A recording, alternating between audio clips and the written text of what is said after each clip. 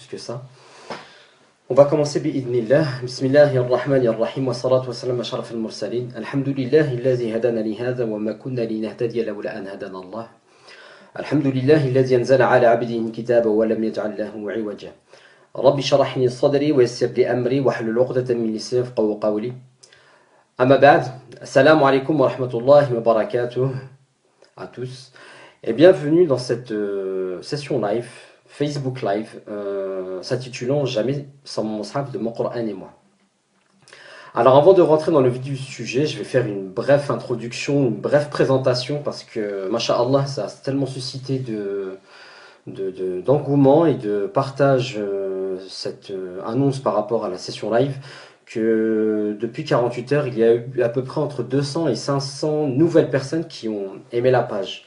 Donc peut-être qu'elles découvrent celle-ci. Et donc de ce fait, on va expliquer en quoi consiste Mon Coran et moi et en quoi consiste le projet de Mon Coran et moi. Alors en fait, tout d'abord, je vais commencer par me présenter. Je suis Mourad Ibn Jamel, fondateur de moncoranetemoi.fr, le premier blog francophone consacré à la mémorisation du Coran, et coach Coran dans un second temps. Alors, Mon Coran et moi, c'est un projet qui date maintenant de 1 an et demi. Ouais, 1 an et demi, ça a commencé en 2015. Ouais, 2015. Le 1er juin 2015, en fait, le blog a ouvert ses portes. La page Facebook a été inaugurée au mois de mars 2015. Alors, le projet, il est né en fait d'une vision qui était toute simple. C'était de faire en sorte de donner les moyens aux musulmans et aux musulmanes en fait, de se reconnecter avec le livre d'Allah. Parce que force est de constater, on n'est pas assez connecté au Coran, et pourtant on le devrait.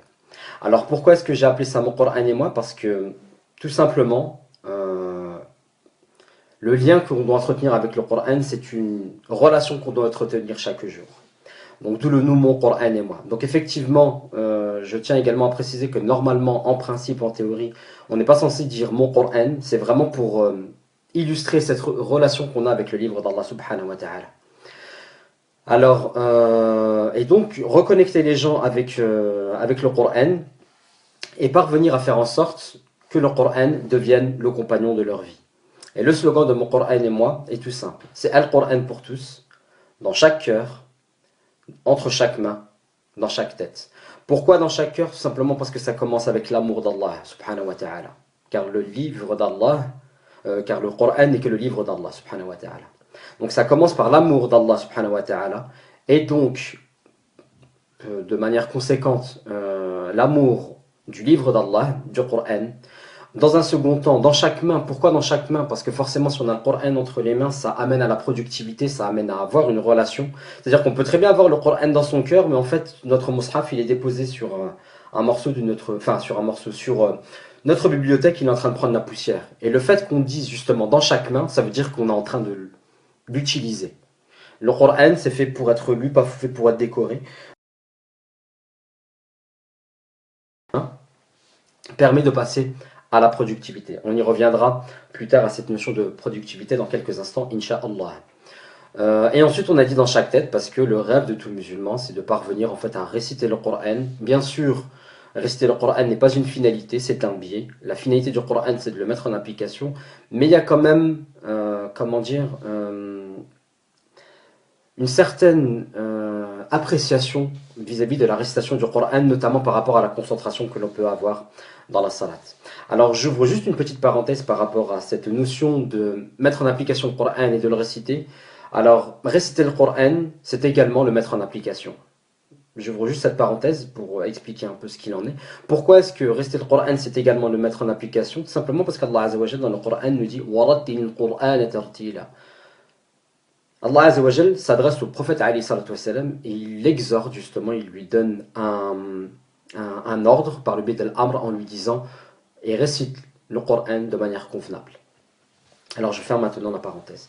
Donc voilà en fait en quoi consiste Mon Coran et moi. C'est tout simplement donner les moyens, que ce soit par la motivation, que ce soit par des astuces concrètes aux musulmans et aux musulmanes en fait de se reconnecter avec le Coran. Parce que c'est pas envisageable en fait qu'on soit musulman et qu'on soit éloigné du Coran, et qu'on puisse passer tout simplement une journée sans ouvrir son mushaf. Ça peut arriver, mais je ne vais pas dire le contraire. On y reviendra justement lorsqu'on rentrera dans le vif du sujet.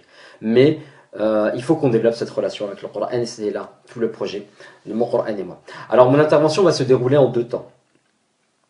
Dans un premier temps, il s'agira d'aborder justement cette question de jamais sans mushaf, donc une petite allocution. Et dans un second temps, on aura une session de questions-réponses s'il y a des personnes qui ont des questions bien concrètes pour qu'on puisse y répondre. Alors, je précise quand même une chose par rapport au fait de répondre aux questions. Je ne rentre pas dans les questions de tafsir, je ne rentre pas dans les questions de jurisprudence. C'est véritablement des questions concrètes sur oui, ça fait 3 jours que j'ai pas ouvert mon mushaf. Quel conseil vous pourriez me donner? Voilà, c'est vraiment pour vous donner les moyens de pouvoir avancer dans votre relation quotidienne avec le Coran. Alors, on va passer maintenant à cette intervention s'intitulant Jamais sans mon mushaf. Alors, pourquoi est-ce que j'ai appelé ça Jamais sans mon mushaf? Tout simplement parce que je voulais aborder une notion qui est essentielle dans le fait d'entretenir une relation avec le Coran, qui est la notion de sacrifice. Je ne savais pas comment la mettre en avant, enfin mettre un titre en disant ouais, on va aborder la notion de sacrifice dans la relation du Coran. C'est un peu se tirer une balle dans le pied parce qu'avec le mot sacrifice, ça peut prêter à confusion et au vu de ce qu'on peut vivre en tant que musulman en France à l'heure actuelle, faut mieux utiliser une terminologie qui soit adéquate et qui tout simplement convienne. Alors j'ai appelé ça jamais sans mushaf. Pourquoi? Parce que c'est vraiment la finalité qu'on veut voir aboutir par rapport à mon Coran et moi. C'est-à-dire qu'en fait, il faut qu'on en vienne à un réflexe. C'est quoi? C'est que dès qu'on a 5 minutes, 10 minutes, à la moindre occasion en fait qu'on a dans la journée, et ben en fait qu'on plonge dans son mushaf. Donc c'est ça ce que ça signifie par jamais sans mushaf. Que l'on, pourquoi en fait est-ce que j'en viens à cette, enfin je vais vous donner une image pour que vous puissiez bien comprendre cette notion de jamais sans mushaf. Alors vous voyez souvent des personnes qui sont autour de vous, quelles que soient les circonstances, hein, vous pouvez vous trouver en fait dans un arrêt de bus, dans une station de métro, à attendre le métro, dans une salle d'attente chez le médecin, ou dans enfin quel que soit le type de transport, ou même parfois même dans une assemblée, et vous voyez en fait toutes ces personnes qui sont connectées à leur téléphone et qui sont connectées en réalité avec les personnes qu'ils aiment. Alors vous pouvez très bien voir une femme qui est en train de donner des news à son mari, vous pouvez très bien trouver un homme qui est en train de donner des news à sa femme. Alors si ces personnes sont en train de se donner des news, nous, ce qu'il va falloir qu'on fasse en tant que musulmans, c'est prendre ces 5 minutes-là pour qu'on puisse, pas prendre des news, mais qu'on puisse se connecter à Allah subhanahu wa ta'ala et que ça devienne vraiment une seconde nature, un véritable réflexe. On peut se trouver dans n'importe quelle circonstance, donc ça c'est véritablement les circonstances qu'on va s'accaparer. Mais il va falloir également que l'on crée ces circonstances pour qu'on puisse développer cette relation avec le Coran. Parce que c'est pas un passe-temps le Coran, c'est véritablement le moment que l'on consacre au Coran et que l'on utilise pour le Coran en faisant des sacrifices. Et c'est ça qu'on va voir ce soir ensemble, Inch'Allah. Alors, pour aborder la notion de sacrifice, il va d'abord falloir dans un premier temps définir ce qu'est un sacrifice. Et on va en revenir à une définition étymologique. Une définition étymologique, en fait, c'est qu'on va en revenir à la racine du mot sacrifice. D'où est-ce qu'il provient? Est-ce que cela signifie? Et donc, comment est-ce que nous, on va se l'accaparer pour mettre en application les enseignements et qu'on développe une relation de proximité avec le Coran, Inch'Allah. Alors, le mot sacrifice vient du latin.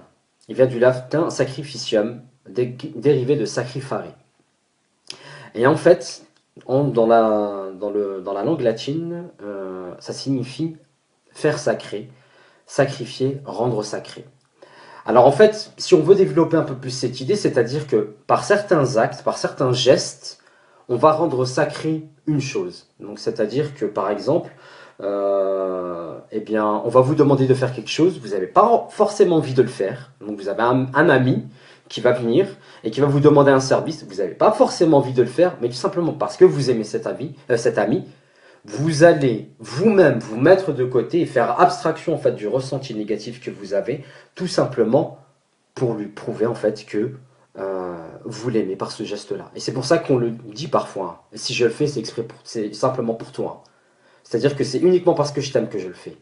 Alors nous, justement, ce qu'on va essayer de faire, c'est de faire en sorte qu'on trouve ces moyens-là pour que nous puissions montrer à Allah subhanahu wa ta'ala que nous l'aimons, que nous sommes attachés à lui, par le biais de la relation que nous allons entretenir avec le Coran Inch'Allah. Alors c'est pour ça que c'est quelque chose de super important. Avant d'aborder véritablement la question du sacrifice, il faut que je parle d'une notion qui est essentielle et qui est une notion que j'ai mis en place avec mon Coran et moi, dans un premier temps. Et dans un second que j'ai développé plus amplement dans le guide des itinérants du Coran. Cette notion, c'est la notion du triangle de la réussite. Alors, un triangle, ça a trois angles, d'accord? Et qu'on ne croit pas que je suis en train de faire un signe des Illuminati ou n'importe quoi. C'est pas du tout ça, c'est juste pour dire que c'est un triangle. Il y a trois angles, et donc chaque angle est un axe super important pour celui qui veut faire du Coran son compagnon. Le premier des axes, c'est l'axe mental.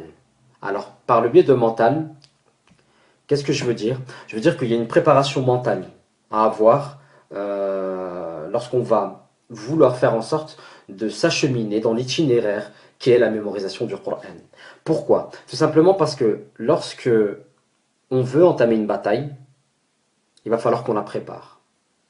Et la préparation, elle est d'abord psychologique. C'est d'ailleurs même pour cette raison que dans certains sports, notamment dans le football, vous avez des préparateurs psychologiques qui sont là et qui sont simplement en train comment dire, de bourrer le cerveau en fait du sportif qui est devant eux, tout simplement pour qu'il soit galvanisé et qu'il soit prêt à la bataille. Donc il y a une préparation mentale. Et la préparation mentale, elle s'effectue notamment par le fait de développer sa confiance en Allah subhanahu wa ta'ala. Si déjà en fait, dans ton cœur, tu as cet amour d'Allah, tu as cet amour du Coran, tu as déjà 50% du travail. Il n'y a plus qu'à mettre en place les choses. Et le fait d'aimer Allah subhanahu wa ta'ala, d'adorer Allah subhanahu wa ta'ala, ça va te pousser à développer ta confiance en lui et ça va t'aider à développer la demande de son assistance par les du'a. Alors j'ai un message qui me dit oh j'entends plus, ça bug. Est-ce qu'il y en a d'autres qui ont ce problème là ou est-ce que vous m'entendez bien là? J'entends que vous me répondiez pour continuer.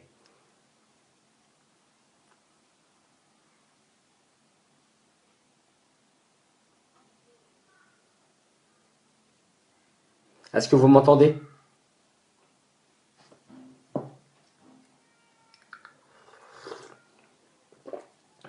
Très bien, ça marche. Barakallahu fik Ridwan. Alors je continue. Qu'est-ce que je disais? On a été venu donc à la notion du triangle de la réussite. Donc la préparation mentale, ça va te pousser à développer ta confiance en Allah subhanahu wa ta'ala et dans tes du'as pour que justement Allah subhanahu wa ta'ala te fasse bénéficier de cette faveur-là. Alors la chose qu'il va falloir bien qu'on comprenne, c'est que des fois, on a des pensées négatives vis-à-vis d'Allah Azza wa Jal. Et il faut qu'on développe également cette notion essentielle qui est le husnul dhann billah. Il y a un hadith du prophète alayhi salatu wassalam qui dit en substance que je me souviens plus donc je vais pas tergiverser là-dessus mais tout simplement que Allah subhanahu wa ta'ala il faut qu'on ait une bonne vision et qu'on ait une bonne appréciation et impression d'Allah subhanahu wa ta'ala. Parfois il y a certaines personnes lorsqu'ils n'arrivent pas forcément à mettre en place leur programme de mémorisation, lorsqu'ils n'arrivent pas à réviser, lorsqu'ils n'arrivent pas à ouvrir leur mushaf, ils en viennent à se remettre en question. Et ça, c'est vraiment de l'autoflagellation. C'est-à-dire qu'ils se disent, ouais, peut-être qu'Allah Azza wa Jal ne m'aime pas, peut-être que je ne le mérite pas, peut-être que j'ai trop de péchés. Alors si tu sais que tu as trop de péchés, qu'est-ce que tu attends pour faire l'istighfar? La première des choses. Pour qu'est-ce que tu attends pour faire l'istighfar? Et quels sont les éléments qui te permettent de dire qu'Allah subhanahu wa ta'ala ne t'aime pas? Déjà, si tu es dans un état, je ne vais pas dire de dépression, mais presque, dans un état de mal-être vis-à-vis de ta relation que tu as avec le Coran qui n'est pas abouti, ça veut dire déjà qu'Allah Azza wa Jal t'aime. Parce qu'en réalité, s'il ne t'aimait pas, il ne mettrait même pas dans ton cœur cette mauvaise appréciation. C'est logique en fait. Tout simplement, Allah Azza wa Jal, s'il te met ça, c'est simplement pour te dire allez hop, faut que tu mettes le pied à l'étrier et que tu avances. Que tu te rendes compte en fait de la situation dans laquelle tu es et qu'il va falloir que tu mettes les bouchées doubles pour pouvoir parvenir à atteindre tes objectifs. Donc voilà ce qu'il en est pour la question mentale. La question du sacrifice, elle se trouve entre les deux autres notions qui sont en bas de ce triangle, qui sont la baraka et la productivité. D'accord? Alors, la baraka, c'est quoi? La définition que j'avais entendue, moi qui m'a beaucoup interpellé, la notion de baraka, c'est la capacité, entre guillemets, de faire. Tu as tellement fait une bénédiction qui te vient min indillah que tu as la capacité de faire de grandes choses avec très peu de moyens. Et ça, on a des hadiths qui en parlent, par rapport à certaines situations dans la sira du prophète alayhi salatu wassalam, où il n'y avait pas forcément beaucoup d'eau ou de lait, je ne me souviens plus de ce que c'était exactement, pour nourrir tout le monde, mais en fin de compte, tout le monde a été nourri. C'est parce qu'Allah Azza wa Jalla a mis sa baraka.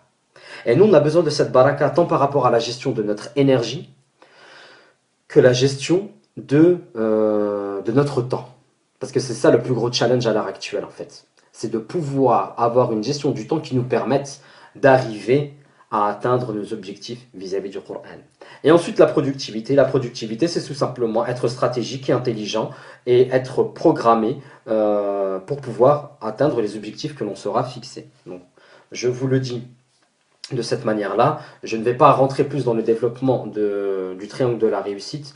Je vais même le noter, je prends note dans mon carnet parce que je voulais en faire un article sur le blog. D'accord? Comme ça, on développera davantage cette notion. Inch'Allah, ce sera accessible pour tous. Triangle de la réussite. Voilà. Et donc, la notion de sacrifice, c'est une notion qui est essentielle pour pouvoir obtenir la baraka d'Allah Azza wa Jalla. Pourquoi? Parce que, est-ce que tu penses que tu vas faire des sacrifices pour Allah Azza wa Jalla et qu'Allah Azza wa Jalla va ne pas répondre à tes demandes? Ça, c'est impossible, ça. Allah Azza wa Jalla voit en fait tout ce que tu fais et il te récompensera. Surtout s'il voit que ce que tu es en train de faire, tu le fais dans un cheminement qui t'amène à te rapprocher de lui, notamment par le biais du Coran. Alors il faut bien qu'on se mette ça en tête. Maintenant, en quoi ça consiste, les sacrifices? Je vais juste vous donner un exemple, ok, pour que vous compreniez bien. C'est faire du Coran en fait sa priorité. Et faire du Coran sa priorité, c'est sa priorité absolue, c'est que tu es incapable de faire quelque chose dans ta journée tant que tu n'as pas donné à ton mushaf son haq, tant que tu n'as pas donné au Coran son droit. D'accord? Tout à l'heure, j'étais en train de discuter avec un itinérant du Coran qui, subhanallah, regardez le sacrifice qui a été fait. Il a annulé sa session de sport de ce soir pour pouvoir assister à la session Facebook Live. Ça, c'est un sacrifice. Et ça, c'est un sacrifice qu'Allah Azza wa Jalla ne laissera pas en vain. Il sera récompensé bi'idnillah et il lui apportera tout ce dont il aura besoin. Alors en fait, les sacrifices, ils sont de taille. Ils peuvent être de différents axes. Le premier des sacrifices, c'est quoi? C'est le sacrifice au niveau de sa santé. Et quand je dis sa santé, c'est vraiment au sens large. La première des choses, c'est quoi? C'est dans la gestion de son sommeil. Parce que forcément, si tu veux apprendre le Coran, il va falloir que tu sacrifies ton sommeil. Tu vas en avoir des cernes. Tu vas en avoir des matinées où tu vas te shooter au café. Tu vas en avoir des moments où tu te dirais, mais purée, qu'est-ce que je donnerais cher juste pour rajouter 5 minutes? Mais je sais que si je me recouche, ça va être foutu, je ne pourrai pas passer ma journée tranquillement. Tu vas en passer des moments où tu seras en train de te remettre en question, tellement en fait la fatigue aura pris le dessus sur toi, tu te diras, mais est-ce que c'est véritablement nécessaire en fait ce que je suis en train de faire? Mais dis-toi une chose, toutes les phases que tu vas passer en faisant ces sacrifices-là, c'est simplement pour te préparer à la plus belle des issues. Et en fait, la notion de sacrifice, elle est super importante. Pourquoi? Parce qu'à l'heure actuelle, dans le monde actuel, la part de divertissement est beaucoup trop importante. On veut essayer de nous divertir. Et là, je vais revenir également en fait dans la définition étymologique du mot divertir. Divertir, ça vient en fait du latin qui signifie divertere, détourner d'eux. Subhanallah, détourner d'eux. Je ne sais pas si vous vous rendez compte en fait de ce que ça signifie. En l'occurrence, là, les divertissements, dans le cadre de notre relation avec le Coran, c'est nous divertir en fait, nous détourner d'Allah subhanahu wa ta'ala. Alors, j'ai des questions que je reçois à l'heure actuelle. Je vous demanderai de les noter de votre côté et de me les renvoyer lorsqu'on passera à la session questions-réponses dans un second temps, Inch'Allah. Et donc, je parlais de la notion de sacrifice. Et je pensais à une chose en fait, parce que vous voyez, les sacrifices qu'on va faire aujourd'hui, et surtout il va falloir qu'on s'arme de patience, parce que aujourd'hui, on va être en train de galérer, demain on va être en train de galérer, toute notre vie on va être en train de galérer si on veut faire du Coran son compagnon. Et je vais vous dire une chose, Wallahi, si vous galérez pas pour le Coran, si vous galérez pas pour Allah Azza wa Jalla, vous galérerez pour autre chose dans votre vie. Alors c'est à nous en fait de choisir, pourquoi est-ce qu'on veut galérer? On veut galérer pour la dunya ou là est-ce qu'on veut galérer pour Allah subhanahu wa ta'ala? On veut galérer pour en fait finir avec quelque chose qui sera totalement éphémère et lorsqu'on sera dans notre tombe, on ne va rien récolter? Ou est-ce qu'on veut galérer et récolter justement tout ce qu'on a semé sur cette terre, fil akhirah? C'est uniquement à toi de choisir en réalité. Et en fait, là, je vous dis ça, mais ça me fait penser à... Excusez-moi, j'essaie d'ouvrir quelque chose sur l'ordinateur. Ça me fait penser à des ayats en fait de Surat Shura, d'accord? Et je vais juste revenir par rapport à cette sourate et vous lire les versets en question, tout simplement parce que ça vient de faire écho et qu'il faut automatiquement que je vous les récite. Alors, le verset de sourate Shura, c'est celui-ci. Man kana yuridu harsa al-akhirah nazid lahu fi harsihi wa man kana yuridu harsa ad-dunya nu'tihi minha wa ma lahu fil akhirati min nasib. Juste pour en revenir à ce parallèle entre est-ce que tu veux galérer pour cette dunya ou est-ce que tu veux galérer pour Allah subhanahu wa ta'ala. Voilà la traduction de ce verset-là. Quiconque désire labourer le champ de la vie future, nous augmenterons pour lui son labour. Quiconque désire labourer le champ de la présente vie, nous lui en accorderons de ses jouissances, mais il n'aura pas de part dans l'au-delà. Le choix est vite fait. Est-ce que tu veux cette vie? Et c'est ton droit en réalité, hein, parce que man kana yuridu, ça veut dire que tu as le choix. Mais je pense, et en ayant du husn dhun billah pour mes frères et mes sœurs qui sont en train de m'écouter à l'heure actuelle, je pense que si tu es là en train d'écouter cette conférence, c'est que toi tu veux quoi? Tu veux l'akhira. Alors let's go. Il va falloir qu'on mette le pied à l'étrier, incha'Allah. Ok? Et par rapport à cette notion justement de sacrifice et cette notion de rétribution dans l'au-delà, tout à l'heure également, j'étais en train de réviser une sourate qui est chère à mon cœur, c'est sourate Al-Haqqa. Et lorsque j'ai lu un certain passage, que je vais également vous lire, ça a fait écho par rapport à ce qu'on était en train de dire actuellement. Et je vais même développer l'idée qui est venue et que Allah Azza wa Jal m'a inspiré en lisant ces versets-là. Alors non, c'est pas Al-Hashr que je cherchais, c'est sourate Al-Haqqa. Et voilà les versets en question. فأما من أوتي كتابه بيمينه فيقول هاؤم اقرءوا كتابيه إني ظننت أني ملاق حسابيه فهو في عيشة راضية في جنة عالية قطوفها دانية كلوا واشربوا هنيئا بما أسلفتم في الأيام الخالية وأما من أوتي كتابه بشماله فيقول يا ليتني لم أوت كتابيه. Alors ces versets, voici leur traduction. Quant à celui à qui on aura remis le livre en sa main droite, il dira « Tenez, lisez mon livre. J'étais sûr d'y trouver mon compte. Il jouira d'une vie agréable, dans un jardin haut placé, dont les fruits à portée de la main. Mangez et buvez agréablement pour ce que vous avez avancé dans les jours passés. Quant à celui à qui on aura remis le livre en sa main gauche, il dira « Hélas pour moi, j'aurais souhaité qu'on ne m'ait pas remis mon livre et ne pas avoir connu mon compte. » Alors en fait, la réflexion qui m'est parvenu lorsque j'ai lu ces versets tout à l'heure, c'est que j'ai fait un parallèle tout simplement avec vous. Est-ce que vous vous souvenez lorsque vous avez eu votre diplôme, quel que soit le diplôme, un brevet des collèges, ou que ce soit un baccalauréat, ou que ce soit un BEP, un CAP, un doctorat, ou n'importe quoi, mais parfois même, peut-être même le permis de conduire. Et est-ce que vous vous souvenez en fait du sentiment que vous avez eu dans votre cœur lorsque vous avez obtenu ce diplôme? La seule chose que vous avez voulu faire, très certainement, c'était appeler vos frères et sœurs et vos parents. Subhanallah. Vous avez voulu en fait partager votre joie, vous avez reçu en fait votre diplôme, votre validation, et vous avez voulu la partager avec les autres. Par contre, si vous avez vécu un échec, que vous n'avez pas réussi votre examen, vous allez faire profil bas. Vraiment sur votre visage, on va voir en fait la tristesse, et vous allez faire exprès en fait de montrer cette tristesse tout simplement pour que les personnes autour de vous ne vous posent pas la question. Maintenant, c'est à nous de savoir ce qu'on veut. Parce que maintenant qu'on a mis ce parallèle avec le baccalauréat, forcément, si vous avez le baccalauréat à n'importe quel examen, c'est que vous avez galéré avant. Vous avez fourni les efforts avant. Vous avez fait des sacrifices avant. Combien de nuits vous n'avez pas passé à dormir, ou plutôt à rétrécir votre temps de sommeil? Combien de divertissements vous avez écartés tout simplement pour pouvoir obtenir ce diplôme? Et pourquoi en ce qui concerne le din, on est plus laxiste? Subhanallah. C'est une question, je m'interroge, parce que je vous la pose, mais je m'interroge également moi-même par rapport à ça. Combien de fois où tu te réveilles, tu te sens pas bien, où tu te dis ouais je le ferai plus tard, et en fin de compte les journées passent et se succèdent, et au final t'as rien fait. Donc c'est ça qui est véritablement important.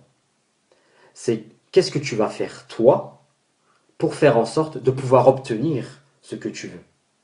Parce qu'on n'a jamais rien sans rien. Croyez pas que vous allez vous réveiller du jour au lendemain et que vous allez avoir en fait tout simplement le Coran totalement dans votre tête. C'est impossible. D'accord? Quelle que soit la chose que vous voulez obtenir, il va falloir que vous vous battiez pour l'obtenir. Maintenant, c'est est-ce que tu veux être un warrior et fournir les efforts nécessaires pour y parvenir,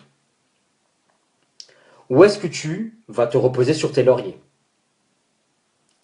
Alors, jamais sans mon mushaf, ça signifie tout simplement que tu vas te fixer des objectifs et tu vas prendre un engagement personnel à tenir ces objectifs, quelle que soit la chose et quelles que soient les circonstances, pardon, que tu vas vivre. Tu vas fournir les efforts nécessaires. Il est vrai, tu vas passer par des échecs, d'accord? Parce que tout chemin menant vers le succès te mènera par des échecs. Mais c'est pas un problème, il ne faut pas que tu te reposes sur ces échecs. Tu vas connaître un échec, deux échecs, trois échecs.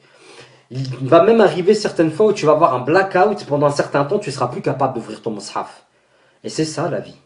Il y a des hauts, il y a des bas.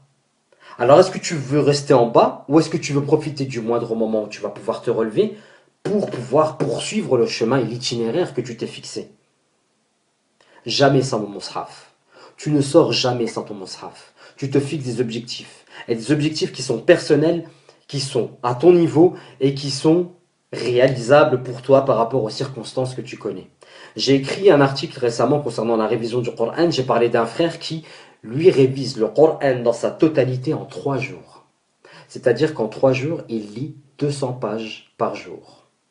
Il révise 200 pages par jour. Et il est venu, il nous disait, hein, ouais les frères, c'est bon, non, non, vous prenez pas la tête, 200 pages par jour. Ouais, 200 pages par jour, ouais frère. Faut déjà avoir un hifz mutqin pour qu'on puisse y arriver. Toi, tu nous dis 300, 200 pages par jour comme ça et de la tilawa normale. Lui, il n'a pas besoin de mushaf. Je suis en train de parler de Jamil Mushaf, lui, il n'a pas besoin de mushaf. C'est directement dans sa tête.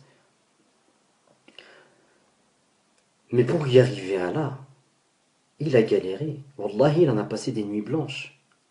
Wallahi, il en a passé des moments où il a fait des sacrifices tant sur le plan familial, c'est-à-dire combien de fois il a laissé sa famille. Je connais un frère, là, il est hafid le Coran, il est actuellement à Château-Chinon.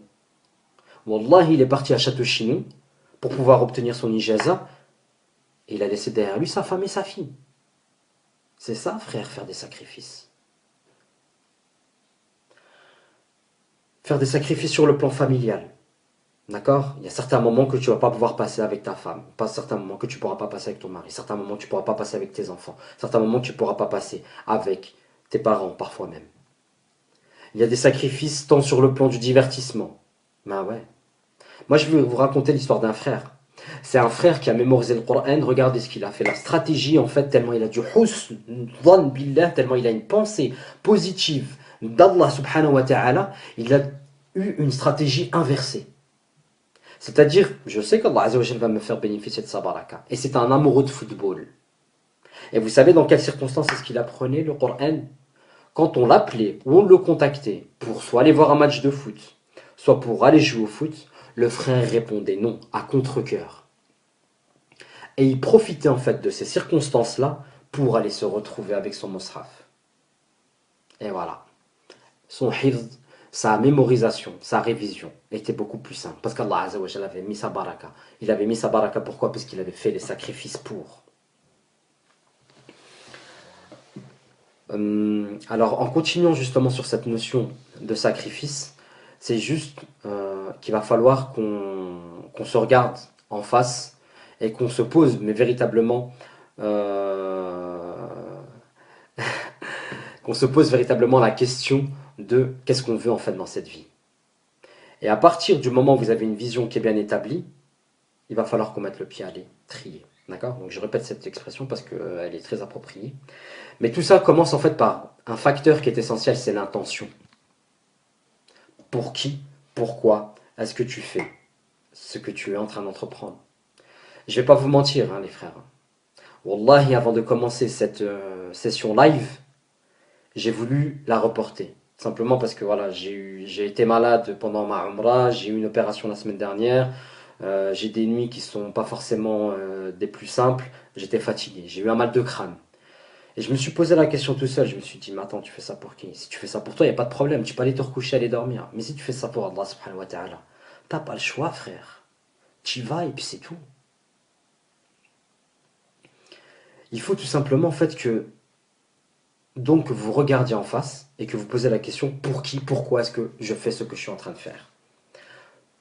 Est-ce que je le fais pour moi ou est-ce que je le fais pour Allah subhanahu wa ta'ala?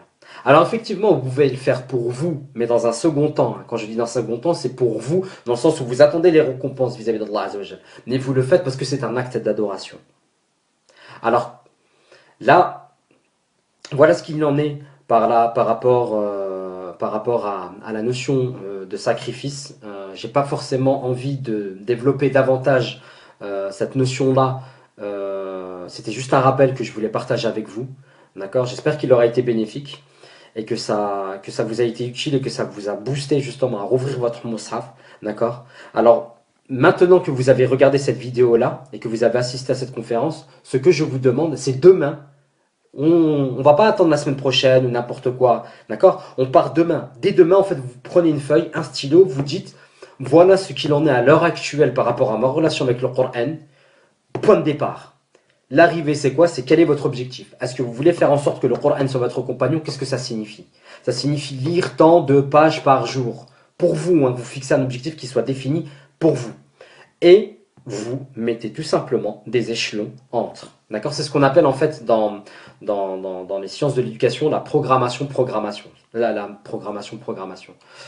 C'est du pareil, ou même c'est la progression-programmation. C'est-à-dire que vous programmez un objectif et vous mettez différentes étapes qui vous permettront d'avancer jusqu'à cet objectif. D'accord? Alors, que ce soit en termes de mémorisation, que ce soit en termes de ilm au sens de tafsir et de méditation, que ce soit en termes de lecture. Il se peut qu'il y ait des personnes en fait qui n'ont pas cette habitude de lire le Coran tous les jours. Ça commencera par là. Et le conseil que je donnerai à toutes ces personnes-là, c'est quoi? C'est lisez 2 pages par jour. Juste 2. D'accord? Alors, quel que soit votre niveau, hein, parce que vous pouvez très bien être débutant, d'accord? 2 pages par jour, ça peut prendre 10 à 15 minutes. Pas de problème. Si vous ne pouvez pas lire 2 pages par jour de manière continue, faites-le une le matin, une le soir, histoire que vous ayez un peu des deux et que vous atteigniez votre objectif, tout simplement. D'accord? Donc voilà ce qu'il en est par rapport aux conseils que j'aurais à vous donner. Donc, vous prenez une feuille, un stylo, et vous regardez ce qu'il en est. Vous regardez ce qu'il en est par rapport à votre situation actuelle dans votre relation quotidienne avec le Coran. Vous mettez un point de chute, c'est-à-dire l'objectif que vous voulez atteindre. En termes de mémorisation, ça peut très bien être un objectif qui est super simple. Hein. Vous vous dites, je veux apprendre, je veux terminer le Juz Amma. D'accord? Alors, vous pouvez fixer différents objectifs hein, en parallèle. C'est-à-dire que vous pouvez très bien vous fixer un objectif en termes de mémorisation, un objectif en termes de lecture, un objectif en termes de méditation et un objectif en termes de tafsir. Rien ne vous y empêche. Et, bien vous le mettez sur papier, vous prenez l'engagement de vous y tenir. Je m'arrête sur ça concernant la notion de sacrifice. D'accord? Alors, ce que je vais vous dire, c'est que vous pouvez me contacter à l'adresse mourad@moncoranemoi.fr si vous avez besoin d'autres conseils plus spécifiques par rapport à ça. Mais en attendant, ce que je vous conseillerais, ce que je vous dirais, c'est que on va passer maintenant à la session questions-réponses. D'accord? Donc posez-moi vos questions. Désolé, je suis sur ma tablette, je ne peux pas forcément remonter sur tout ce qui a été dit. Je prends les questions à partir de maintenant. Donc j'attends vos questions pour que je puisse y répondre. Bi-idhnillah. Connaissez-vous une appli bien faite pour l'apprentissage? Question de la sœur Abdullah. Alors tout dépend de ce que vous entendez par application bien faite. Et tout dépend également de ce que vous entendez par apprentissage. Alors, j'ai écrit un article qui est sur le blog, c'est les meilleures applications iPhone. En partant du principe que pour pouvoir mémoriser le Coran, on doit stimuler sa mémoire auditive et sa mémoire visuelle. Il y a différentes applications qui sont proposées dans cet article-là qui vous permettront de faciliter l'apprentissage. Alors les options qui sont nécessaires, c'est tout simplement la notion de répétition, d'accord, qui vous permettra de mettre en répétition soit le nombre de versets, soit la page, soit le morceau que vous souhaitez. Et qui vous permettra de lire également sur votre téléphone.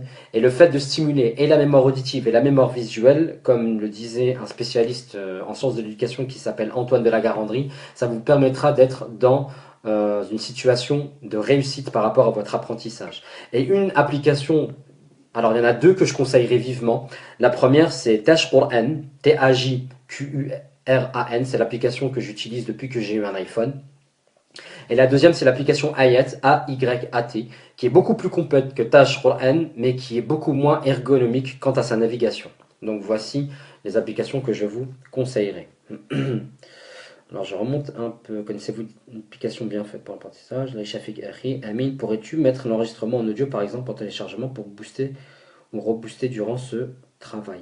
Alors, Mohamed Navid, si vous parlez de cette vidéo-là, elle sera disponible sur le blog. Alors, toutes les personnes qui sont en train de regarder cette vidéo et qui ne sont pas inscrites à la newsletter du blog, je vous invite à le faire.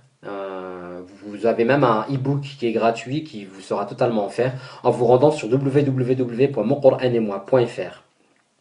Et en prenant possession donc de cet e-book gratuit, vous serez dans la boucle pardon, et vous recevrez toutes les news au fur et à mesure, Inch'Allah. Comment vas-tu? Moi ça va, alhamdoulilah. L'infirmier est passé ce matin, il m'a bien fait rire. Ma jambe se résorbe petit à petit. Ils doivent me retirer les fils, Inch'Allah, lundi, et je pourrai galoper de nouveau et refaire du sport à partir de lundi, Inch'Allah. Alors, Halima Omar Diallo. Salam alaikum, je n'arrive pas à mémoriser et réviser en même temps. Ça, c'est une énorme question. Ça, c'est une énorme question qui revient souvent. Et en fait, ce que je vous dirais, ma sœur, c'est tout simplement de réserver des créneaux dans votre journée qui soient réservés à la révision et des créneaux qui soient révisés et qui soient réservés, pardon, à la mémorisation. Alors idéalement, vous réservez le créneau du matin autour du Fajr, avant ou après pour la mémorisation parce que votre cerveau est encore tout frais. Et au milieu de la journée, eh bien vous consacrez votre révision. Donc ou même ce que vous pouvez faire si vraiment vous voulez être dans un idéal, c'est vous mémoriser avant le Fajr, vous priez le Fajr, vous faites vos askar et vous révisez juste après. Rima, comment fait-on pour apprendre sans connaître les règles de tajwid mais en sachant lire l'arabe? Euh, alors vous êtes 152 à 154 maintenant à être connectés. Comment fait-on pour apprendre sans connaître les règles de tajwid? Je fais une annonce, je la répéterai à la fin, mais on va aborder la question du tajwid. Il y a une grosse surprise qui va arriver à partir de mercredi prochain, d'accord, qui concerne justement les sciences du tajwid.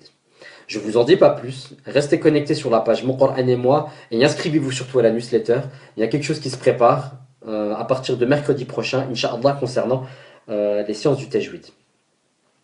Salam alaikum wa rahmatullahi wa barakatuh. Jazakallahu khair wa anti min ahli jaza. Sarah Aïngaïs. J'apprends par sourate, petite sourate. Quel est le moment opportun pour réviser et comment est-ce que je dois réviser et la fréquence de révision, s'il vous plaît. Alors, Sarah, je vous exhorte à aller sur le blog www.moncouranemoi.fr. Il y a un article qui a été publié il y a quelques semaines de cela qui s'intitule Tout savoir sur la révision. Vous avez absolument tout ce qui concerne la révision dessus, Inch'Allah. Donc vous aurez les moyens de mettre en place votre programme de révision et de savoir comment, surtout en fait ce qui est le plus grand challenge, c'est comment quantifier et comment bien découper en fait la révision par rapport à tout ce que l'on a mémorisé. Donc à savoir, est-ce que ce jour-là, par exemple si vous êtes allé sur cette semaine votre session de révision, c'est comment bien étaler sur ces 7 jours la révision de sorte qu'elle ne soit pas trop chargée et que ce soit également efficace. Donc tout ça c'est dit dans l'article, tout ce qu'il y a à savoir sur la révision du Coran. Comment faire pour réviser son Coran quand on a plusieurs pages en tête haute? Nora Wassila, excusez-moi, j'ai pas compris votre question parce qu'il y a un mot à la fin que je comprends pas. Donc, vous me dites comment faire pour réviser son Coran quand on a plusieurs pages en tête. Je ne sais pas c'est quoi le dernier mot. Donc, reposez-moi la question, j'y répondrai, Inch'Allah. Kader Mugiwara, salam alaikum, wa alaikum salam wa rahmatullah. On boit de la main droite, Akhi. Oui, c'est juste en fait l'effet miroir de la chose qui fait que vous croyez que c'est de la main gauche. Moi, je suis également en train de boire de la main droite. C'est d'ailleurs pourquoi sur votre écran, mon Coran et moi est inscrit à l'envers. Mais barakallahu fik pour le rappel, Ruwaida Hanan.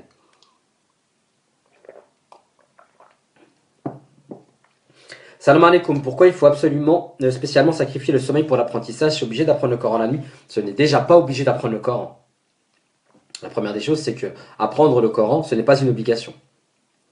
Ensuite, pourquoi est-ce qu'on parle de sacrifier son sommeil? Tout simplement parce que le moment le plus opportun et le moment où il y a le plus de baraka, c'est durant le matin. Le prophète alayhi salatu wassalam dit dans un hadith, Allahumma barik ummati fi bukuriha. Oh Allah, mets ta bénédiction, Allah barik ummati, ya Allah, mets ta bénédiction sur ma communauté durant la matinée. Qui plus est, à l'heure actuelle, comme on est en hiver, que le Fajr, de mon côté, il est à 6h49. Le Fajr, il est à 6h49. Vous imaginez si vous vous réveillez à 4h du matin et qu'Allah Azzawajal lui descend au ciel le plus bas et qu'il vous voit en train de vous sacrifier pour lui. C'est ça qui est super important. Il n'y a rien, il n'y a aucune obligation par rapport au fait de se lever le matin. Mais en plus de ça, le fait de se lever le matin, votre cerveau est encore plus frais. Donc pour mémoriser, ce sera beaucoup plus efficace. Mais en plus de ça, vous avez une baraka qui est exceptionnelle. Abdullah, barakallahu fik wa fik al-baraka. Je lis, mémorise vite, mais je n'arrive pas à réviser. Halima Omar Diallo, qu'est-ce que vous voulez dire par en fait vous n'arrivez pas à réviser? Est-ce que vous n'arrivez pas à réviser parce que vous n'arrivez pas à vous organiser? Est-ce que vous n'arrivez pas à réviser parce que la lecture et la mémorisation vous prend énormément de temps? Alors, boire avec la main gauche, je répète ce que j'étais en train de dire, je bois de la main droite, d'accord? C'est juste que là, il y a un effet miroir avec l'application qui fait que vous croyez que c'est de la main gauche. Pour ne pas oublier et faire le moins de fautes possible. Ah d'accord, Nora Wassila a répondu, pour ne pas oublier, faire le moins de fautes. Comment faire pour réviser son Coran? On a plusieurs pages en tête. Alors en fait, réviser son Coran, c'est cyclique. C'est-à-dire que dès lors où vous avez appris quelque chose, il va falloir que jusqu'à la fin de votre vie, vous le révisiez pour que cela ne sorte pas. Et donc en fait, ça va envoyer, en fait, le fait de répéter par le biais de la révision, ça va envoyer un message en fait à votre cerveau qui comprendra que cette information est de la plus haute importance et donc il va la refouler dans la mémoire à long terme, de sorte à ce qu'elle ne s'y échappe pas. Alors, ne pas oublier, c'est la répétition. Il n'y a pas de mémorisation possible sans répétition. Il y a deux types de répétition. Il y a la répétition accélérée lorsqu'on veut mémoriser, et il y a la répétition avec un peu plus d'espace au niveau temporel qui est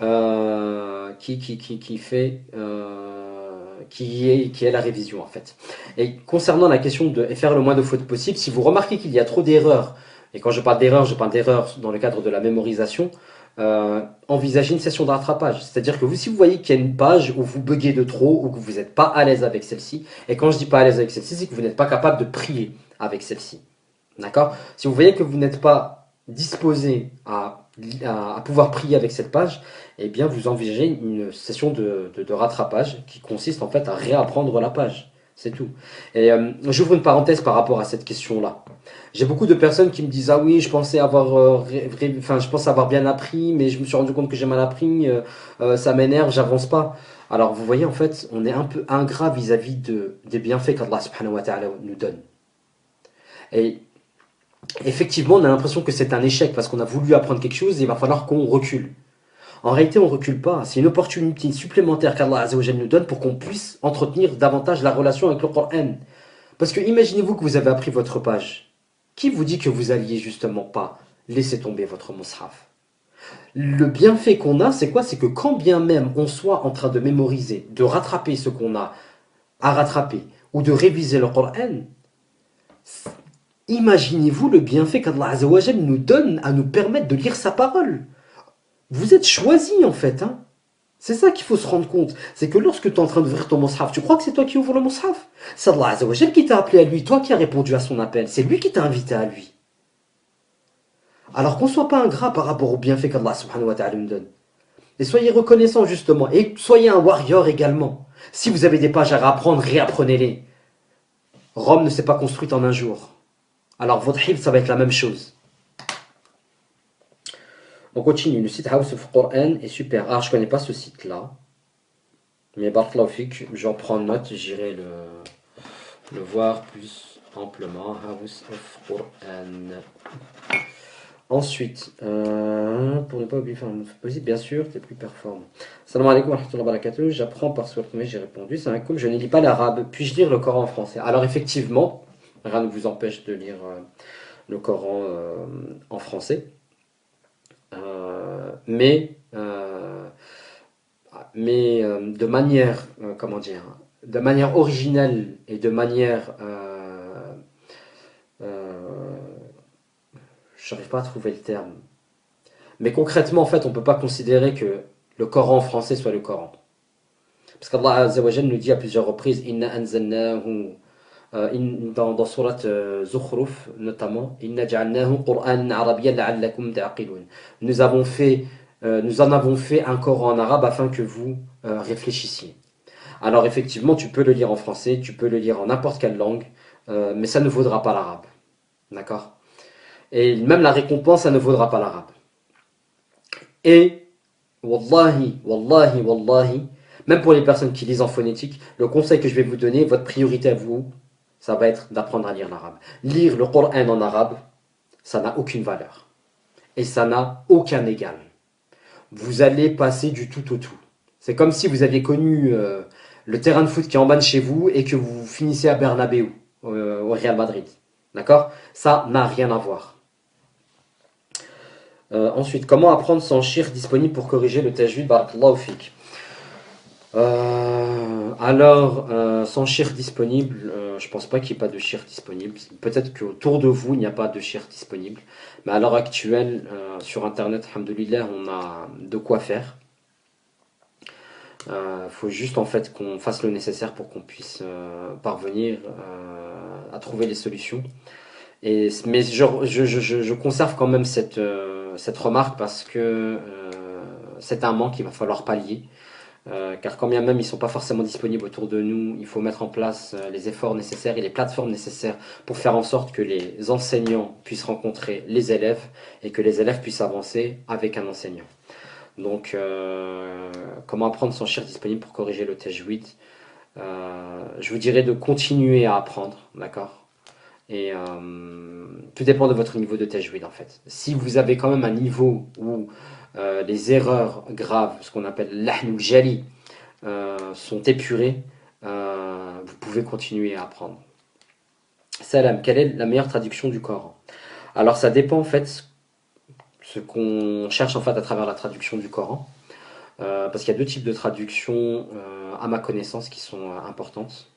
La première, c'est la traduction du professeur Mohamed Hamidullah, rahmatullah alayh, qui est peut-être la plus connue et qui, à mon sens, a quelque chose de particulier. C'est quoi? C'est que c'est une traduction qui a voulu faire en sorte de rester le plus fidèle au sens littéraire et au sens linguistique, à la linguistique, aux mots qui ont été utilisés. Donc, essayer de trouver l'équivalent de chaque mot avec le français. La deuxième petite traduction, c'est celle qui a été faite par les éditions Tawhid il y a quelques années de cela, et qui en fait qui a rassemblé un certain nombre de personnes pour en arriver à donner une traduction, mais là sur le plan de la sémantique, c'est-à-dire en fait de pouvoir donner un sens au verset. Et quand je dis donner un sens au verset, c'est une traduction en fait qui nous permet de comprendre plus facilement. Un frère qui est arabophone en avait fait l'acquisition au moment de sa sortie il y a un peu plus de 10 ans et qui m'avait dit que il a eu l'impression en fait que c'était la première fois qu'il lisait le Coran avec cette traduction. Salam alaikum, lire en français les 2 pages par jour, est-ce que ça compte aussi en attendant d'avancer en arabe? Alors, ça compte, oui. Je ne vais pas vous dire que ça compte pas, d'accord? Tous les efforts fournis pour avancer vis-à-vis, enfin, avancés vers Allah subhanahu wa ta'ala seront récompensés, donc ils comptent. Mais pareil, je vous exhorte vivement à apprendre l'arabe. Sur Samsung, l'appli, j'ai pas compris. Privilégier mémorisation ou méditation? Alors moi je ne parlerai pas de privilégier, je vous dirai les deux en même temps. Il faut un moment de mémorisation et il faut un moment de méditation. Question de Anas Gan Ben. À ce sujet justement, vous verrez sur le blog, il y a une... alors si vous voulez vraiment la version complète de la méthodologie, il y a le guide des itinérants du Coran qui est disponible. Si vous voulez en fait véritablement un soupçon pour que ça puisse vous donner un aperçu de ce qu'il y a dans le guide des itinérants du Coran, vous allez sur le blog et vous aurez une méthode en fait qui s'appelle apprendre le Coran en 15 minutes par jour. Et la méthodologie qui est donnée dedans, elle s'appelle la MVAK, la méthode visuelle auditive kinesthésique. Et dans le côté kinesthésique, il y a tout. En fait, moi je n'envisage pas d'apprendre le Coran si je ne vais pas aller chercher le tafsir de la page et si je ne vais pas chercher à comprendre la traduction de la page avant et après. Donc, même dans le processus de mémorisation, dans la méthode de mémorisation, il faut mettre en place également une étude du texte que l'on va mémoriser, Inch'Allah. Habiba ACH, salam alaikum, avez-vous une technique pour mémoriser le Coran, apprentissage des sourates, surtout quand on arrive aux grandes sourates? Pareil, Habiba, le guide des itinérants du Coran, vous aurez véritablement tout dessus. Pourriez-vous réduire les applications pour mémoriser le Coran? Question de Thomas Tomen. Alors Thomas, je vous dirais d'aller directement parce qu'il y a toute une liste d'applications super intéressantes sur le blog. Une application, enfin un article qui s'appelle les meilleures applications pour iPhone. Même si vous allez sur Google, vous tapez les meilleures applications pour iPhone, l'article de Mon Coran et moi sera le premier qui sortira, Inch'Allah. Donc vous pourrez aller puiser là-bas. Pourquoi le nefs n'aime pas la révision? Alors pourquoi le nefs n'aime pas la révision? Tout simplement parce que le nefs n'aime pas la redondance et n'aime pas la routine. Et le fait de réviser, eh ben, on a l'impression que c'est quelque chose de routinier, de redondant, et donc, entre guillemets, lorsque ça devient redondant, ça saoule. Vous voyez, quand vous êtes dans une routine, que vous faites la même chose tous les jours et tout, quand vous êtes dans un travail, quand vous confie des tâches où vous voyez pas le bout et que vous vous rendez compte que vous êtes, enfin, vous êtes presque une machine à devoir répéter, eh bien c'est ça. Et c'est là justement où on doit revenir à notre intention, c'est là où on doit revenir également à nos doigts et demander à Allah Azzawajal de nous raffermir par rapport à ce qu'on est en train d'entreprendre et de se dire en fait que malgré le fait qu'on est en train de répéter le Coran, en réalité on n'a jamais percé ses secrets. Et on ne sait pas quand Allah subhanahu wa ta'ala va nous permettre de percevoir ses secrets. Alors la révision est super importante. Ouais. Salam alaikum wa rahmatullahi wa barakatuh. J'apprends par surat, quel est le moment opportun pour réviser, comment est-ce que je dois réviser? Ça j'ai déjà répondu à cette question. Tâche Qur'an et ayat les applis. Barakallahu fiki jamila hurayra. Subhanallah, je lis mais je comprends pas les sourates. Comment dire quelle sourate alors que je comprends rien? J'ai pas compris, hein. Les sœurs de sang, j'ai pas compris la question, donc reposez-la s'il vous plaît. Quran Progress également. Alors Quran Progress est une très bonne application qui vous permettra d'acquérir du vocabulaire dans le Coran. C'est une très bonne application tant par rapport à ce qu'elle propose, mais également sur la navigation. Vraiment, le frère, il a fait un travail, masha'Allah, et qu'Allah le rétribue par le Firdaus. Et pour nous les sœurs, comment allier le tout? Époux, plusieurs enfants, ménage, c'est le plus dur pour ma part. Abdullah, alors en fait, c'est tout simplement que vous fixiez des objectifs qui soient à votre portée. Comment allier le tout? Époux, plusieurs enfants, ménage, il n'y a pas de problème. Regardez dans votre journée, étudiez votre environnement et étudiez-vous également. Regardez dans votre journée combien de temps est-ce que vous pouvez consacrer au Coran. À partir de là, vous placez vos objectifs en conséquence. J'ai mis la suite après, quand tu dis qu'on doit sacrifier son sommeil. Quelle est la solution pour que le manque de sommeil n'influence pas négativement la mémorisation? Car perso, quand je suis KO, il n'y a rien qui rentre ou rien qui reste. Ah, Wallah, c'est vrai, hein, je suis tout à fait d'accord avec vous. Le truc, c'est quoi? C'est que pareil, même dans notre sommeil, il y a une question de baraka. Il se peut qu'on dorme très peu et qu'Allah Azzawajal nous fasse bénéficier de sa baraka. Le tout, c'est de savoir comment est-ce qu'on doit obtenir sa baraka. Et on obtient sa baraka tout simplement en se pliant à son injonction. Alors avant d'aller dormir, d'ailleurs je vais mettre en place un article, il faut que je l'écrive. Article sur la routine de l'itinérant du Coran, je vais appeler ça. Je vais appeler ça comme ça. Alors, Adelino Dou dit, ouais, c'est ça. Le sommeil est nécessaire pour consolider justement ce qu'on a mémorisé. S'il y a deux moments qui sont très importants par rapport à la mémorisation et la révision, c'est avant de dormir et après dormir. Enfin, avant de dormir et en se réveillant. Parce que justement, vous allez dormir avec les derniers éléments et vous allez vous réveiller avec les éléments les plus importants. Et donc, ça va consolider votre mémorisation. Le tout, c'est de savoir combien de temps est-ce que vous allez dormir et combien de temps est-ce que vous avez besoin. Et faire en sorte que vous obteniez sa baraka. Alors, obtenir la baraka d'Allah subhanahu wa ta'ala, concernant le sommeil, ça consiste tout d'abord en fait à faire ses ablutions avant d'aller dormir. Accomplir 2 rak'ahs.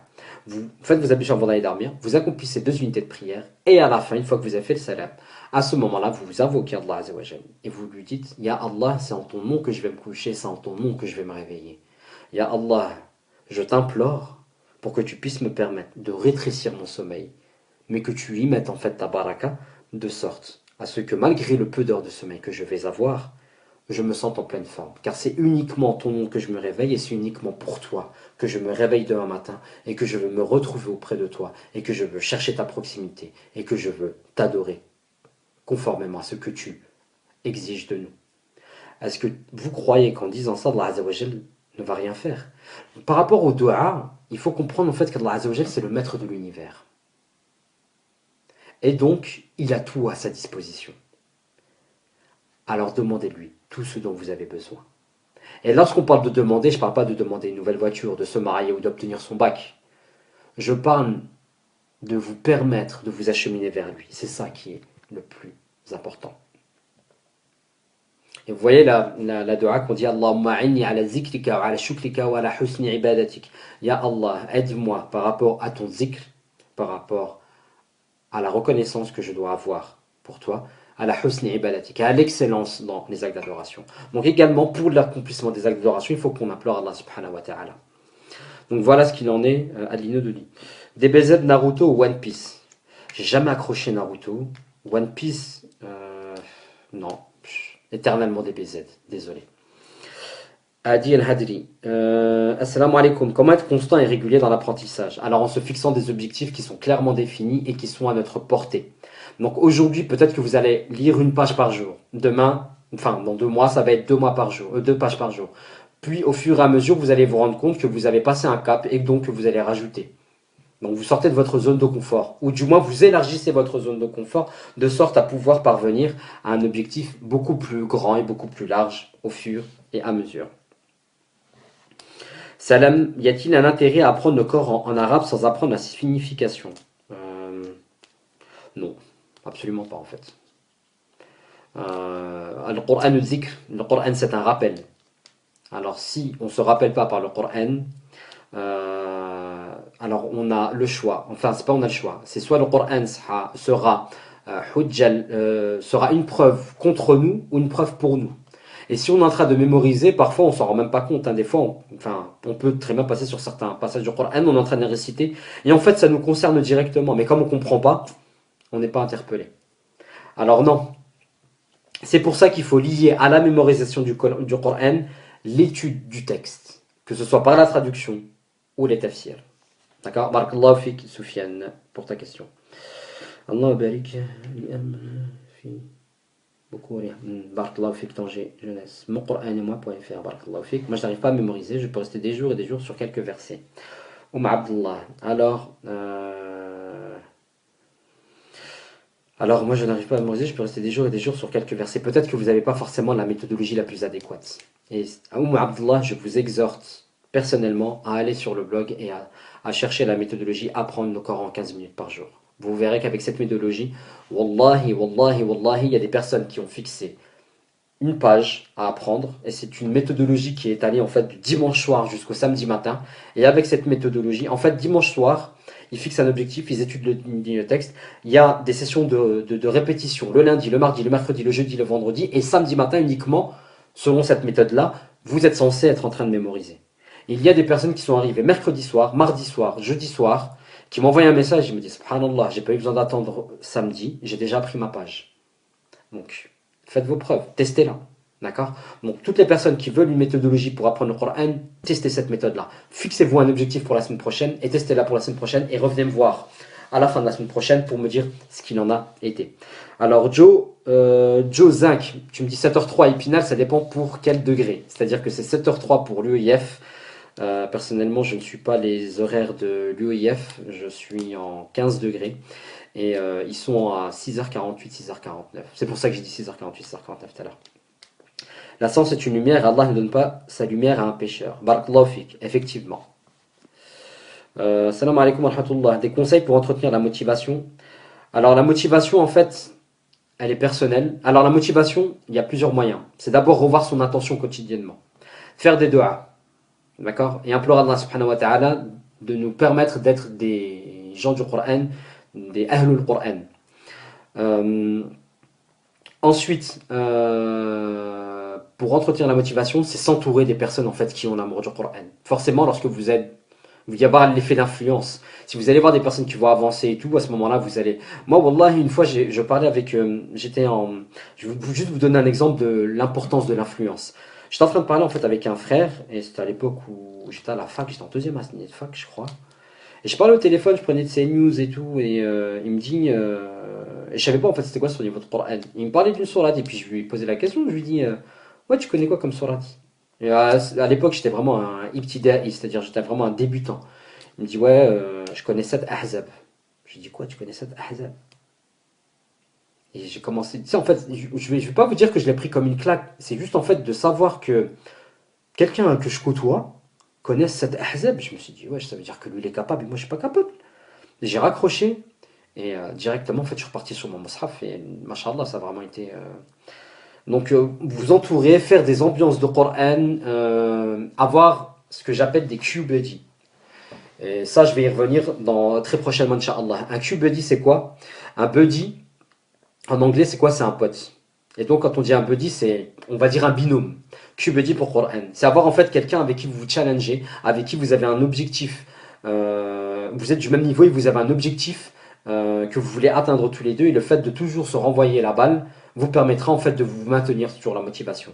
Donc vous pouvez faire ça, le mieux pour moi c'est à deux parce que s'il va y avoir trop de personnes, ça va plus rentrer dans du divertissement qu'autre chose, mais si vous avez véritablement des personnes qui sont opérationnelles, faites-le. Il va y avoir justement quelque chose qui va être proposé par rapport à ça sur le blog, Inch'Allah, très prochainement.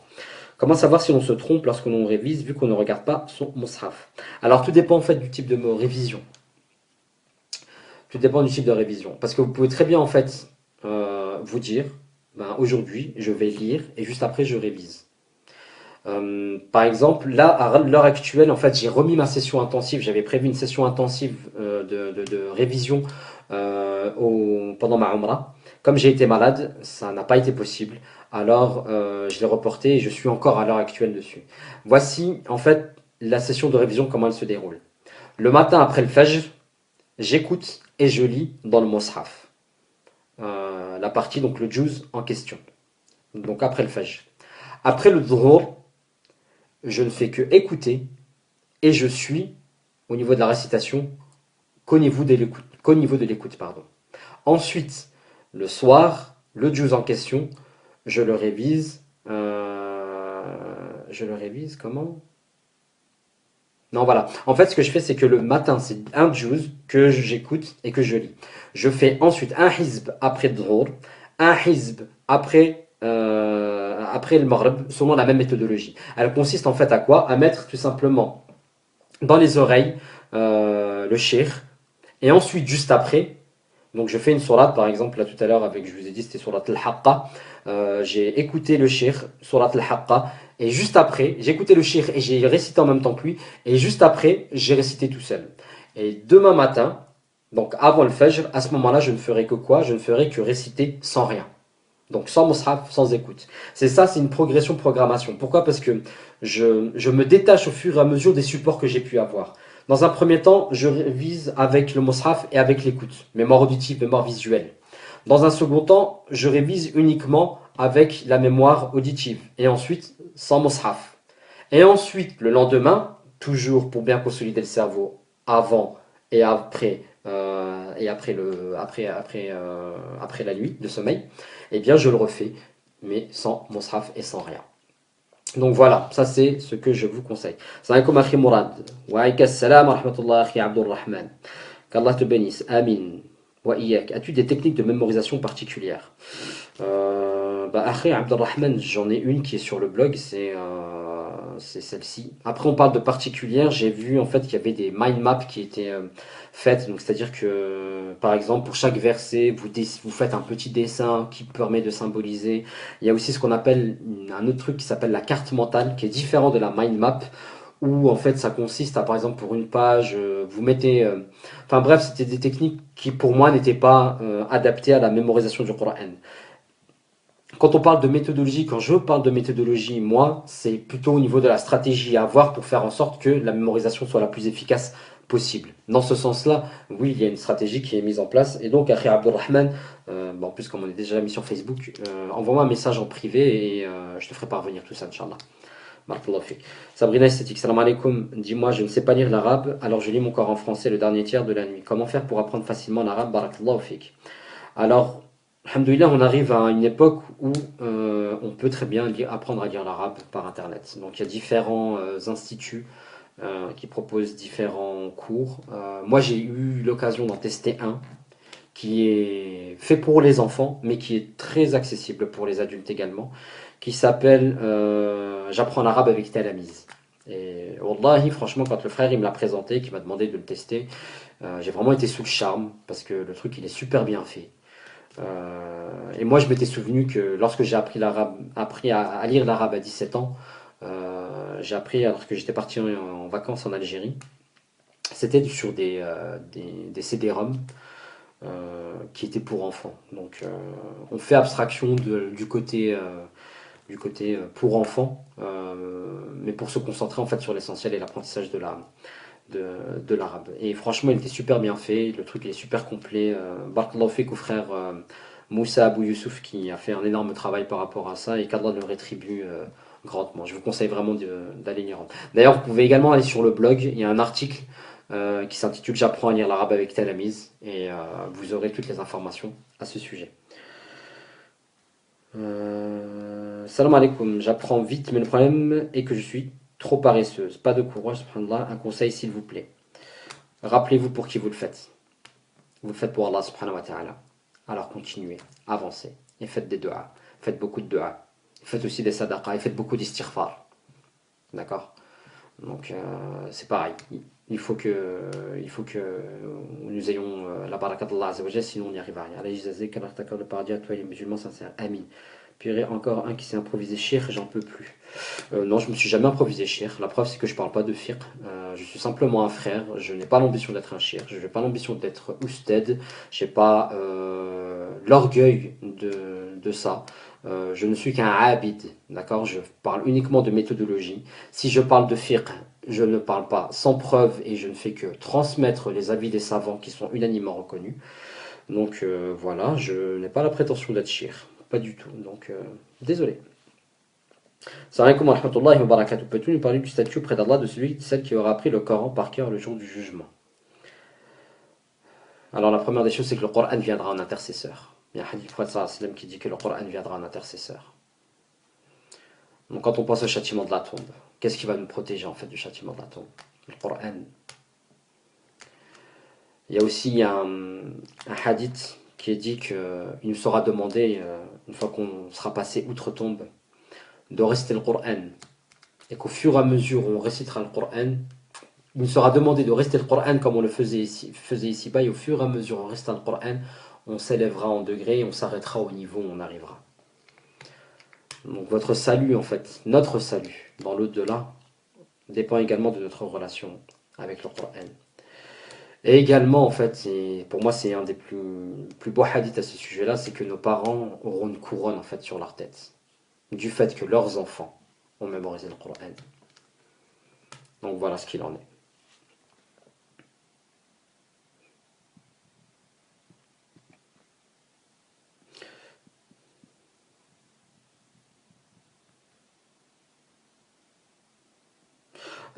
Franchement, je suis en train de lire les réponses qui a pu être données à un frère qui m'a dit ouais, que je m'improvisais cher.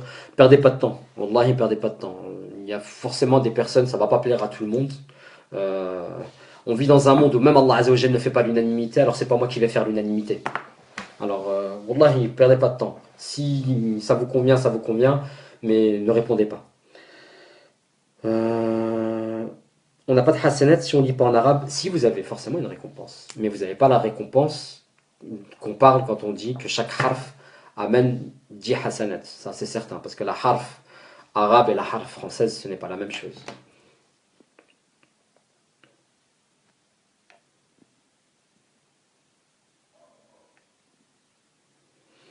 Oh là là, franchement, prenez pas la tête, hein. Vous prenez pas la tête avec l'autre. Même pour toi, ouais, ne polluez pas le fait, ignorez simplement. Quitte le live, hein, subhanallah, t'as mis. Oui, prenez pas la tête. Via Internet, peut-on réellement entendre les erreurs d'Ahkam par rapport au son transmis comparativement à Ousted en face-to-face? Oui, franchement, ouais. Même par Internet, en fait, on peut entendre les erreurs. Parce que même parfois, wallahi, hein, même parfois, lorsqu'on écoute certains enregistrements audio de grands chouyours, hein, il leur arrive également de faire des erreurs. Hein. L'erreur est humaine. Donc, tout le monde, tout le monde fera des erreurs. Et donc, on les entend, et c'est là où tu te rends compte en fait de leur maîtrise du Coran, c'est qu'ils reviennent juste avant, ils corrigent leur erreur et ils continuent comme si de rien n'était. Donc oui, même sur Internet, tu peux l'entendre. Hein. Et même au téléphone, il y avait un cheikh, pour ceux qui connaissent, c'est Cheikh Saïd Bouhdifi de Château-Chinon, qui lui arrivait de corriger certaines personnes au téléphone. Alors, t'imagines, téléphone. Il est au téléphone, il est en train d'entendre quelqu'un en train de réciter et il lui corrige. Et il lui corrige et il lui dit non, c'est pas bon, ta langue elle est pas comme ça, ta langue elle est comme ça, faut que tu la mettes comme ça. Puis tu te dis wesh, agib quand même, tu me vois pas et tu me dis, mais c'est parce qu'en fait il a tellement une maîtrise par rapport au makharij ou huruf et par rapport à la définition des makharij que il entend le son, il sait que c'est pas un bon son, c'est comme ça, c'est de l'orthophonie.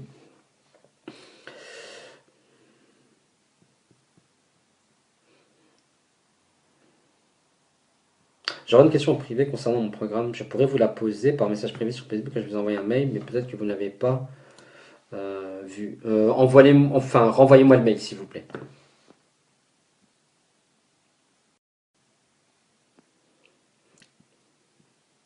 C'est la traduction de Mohamed Chadmi aux éditions Tawhid. Barakallahu fik ma ablaj. Alors j'ai parlé de l'application sur iPhone, pas sur Samsung. Je ne sais pas comment elle s'appelle exactement sur Samsung, mais c'est un équivalent. De toute façon, ce type d'application, vous en trouverez à foison, que ce soit sur l'Apple Store ou sur Google Play. Vous tapez uniquement Tajwid. Tout dépendra en fait du mushaf, de comment est-ce que vous le voulez. Vous pouvez très bien le trouver avec la calligraphie propre aux ados pakistanais. Vous pouvez très bien le trouver, le mushaf madani de la mosquée de Médine. De la mosquée de Médine, qu'est-ce que je dis de l'imprimerie d'Arabie Saoudite. Vous pouvez très bien le trouver avec les règles de tajwid en couleur de Dar al-Ma'arifa. Donc, à vous de voir, il y a forcément un équivalent. Hein. Je vais aussi écrire un article sur Samsung, d'accord. Il y a même en plus, je vous en parle là, mais une fois, on m'a parlé d'une application, elle est terrible sur Samsung. C'est qu'en fait, ça vous est déjà arrivé d'écouter des récitations et vous dites, ah, elle est belle, j'aimerais bien la récupérer et tout. Et ben en fait, Shazam. Vous connaissez l'application Shazam là, qui fonctionne avec la musique. Ben, c'est un équivalent pour Qur'an. Franchement, j'ai été sous le choc lorsqu'on me l'a dit. Et ça m'a donné envie d'aller chez Samsung, mais je suis trop fidèle à Apple. Y a-t-il une appli pour le tafsir? Oh, il y en a plein.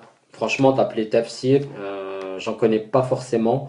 Parce qu'au niveau du tafsir, comme ça demande une plus grande étude, je suis pas forcément pour le travail sur smartphone. Je suis plus pour le travail sur papier et sur livre. Oui, je suis à l'extrême de ta métier. Barakallahu fik pour ta vidéo très intéressante. Au fik al-baraka, vous faites votre cycle de Muraja'a sur combien de temps? Sur 2 semaines. Moi, mon cycle de Muraja'a, il est basé sur 2 semaines. Comme ça me fait 2 khatma dans le mois, quoi. Vous, machallah, vous avez mémorisé tout le Coran, le purée, ça parle de dîn. Après, quand on a des problèmes à cause de votre dîn inventé, il n'y a plus personne, prédication limitée. Peut-on parler calmement? Quel problème avez-vous dans la religion? Tu peux nous donner la source de l'histoire des 2 rak'at? Il y a un hadith, une parole de savant. L'histoire des 2 rak'at, un hadith, une parole de savant. Des 2 rak'at avant, enfin, Naj donc vous parlez des 2 rak'at juste avant d'aller dormir, c'est ça? Sad Bega, salam alaikum. Comment conjuguer révision et apprentissage, s'il te plaît? Akhi Sad, j'espère que tu vas bien déjà, Inch'Allah. Comment conjuguer révision et apprentissage? Alors en fait, c'est tout simple, Harry. Tout dépend de l'objectif que tu t'es fixé par rapport à l'apprentissage et au rythme que tu t'es fixé. C'est-à-dire que forcément, si tu es à une base de une page par jour, ça va être difficile de réviser. Une page par jour, si c'est une page tous les 2 jours, c'est possible. Si c'est une page par semaine, par exemple, mais quoi qu'il en soit, pour les trois différents rythmes, le mieux, c'est tout simplement de diviser la journée. D'accord? Donc la journée du matin, tu fais la journée du matin. Le moment du matin dans la journée, avant le fajr, tu peux le consacrer à la mémorisation. Après le fajr, tu peux le consacrer à la muraja'a. Après, ce qui est véritablement difficile, à Khised, c'est quoi? C'est que c'est surtout par rapport au hifz jadid. D'accord? C'est surtout par rapport à la nouvelle mémorisation.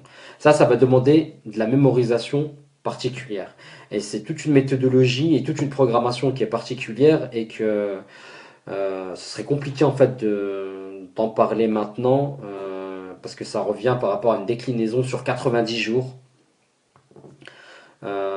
qui est expliqué dans le guide des itinérants du Coran. Ça bug, dans la vidéo, ça donne envie. Barakallahu fik pour tous ces précieux. Wafik al baraka. Je vais me rendre sur le bug. Barakallahu fik, je reviendrai vers vous, Inch'Allah. Lila Inka. Salam alaikum. Avez-vous des conseils pour ne pas confondre les versets qui se répètent dans une sourate, s'il vous plaît? Alors, Lila, je ne sais pas si vous êtes au courant, mais dans une sourate, vous parlez, des versets qui se répètent dans une sourate. Alors, j'allais vous répondre, mais je vais avoir besoin de plus de détails, Lila. Est-ce que vous pouvez me dire de quelle sourate et de quelle page et de quel verset, s'il vous plaît? Ça, Sabrina Cube le dit, c'est pas mal ça. Tony MDR, c'est quoi ce blog, s'il vous plaît? www.moncouranemoi.fr. MOUNQURAN.fr. Samira, si tu veux être mon binôme. Naufel, soit mon Cubedi. Le Cubedi, c'est bien, c'est une très bonne idée. Moi, j'ai une Rubik's Cube. Comment tu as adapté ton sommeil depuis que tu apprends le Coran? Dors-tu moins qu'avant? Cela te fatigue-t-il pour le reste de la journée? Alors, effectivement, j'ai adapté mon sommeil. À tel point que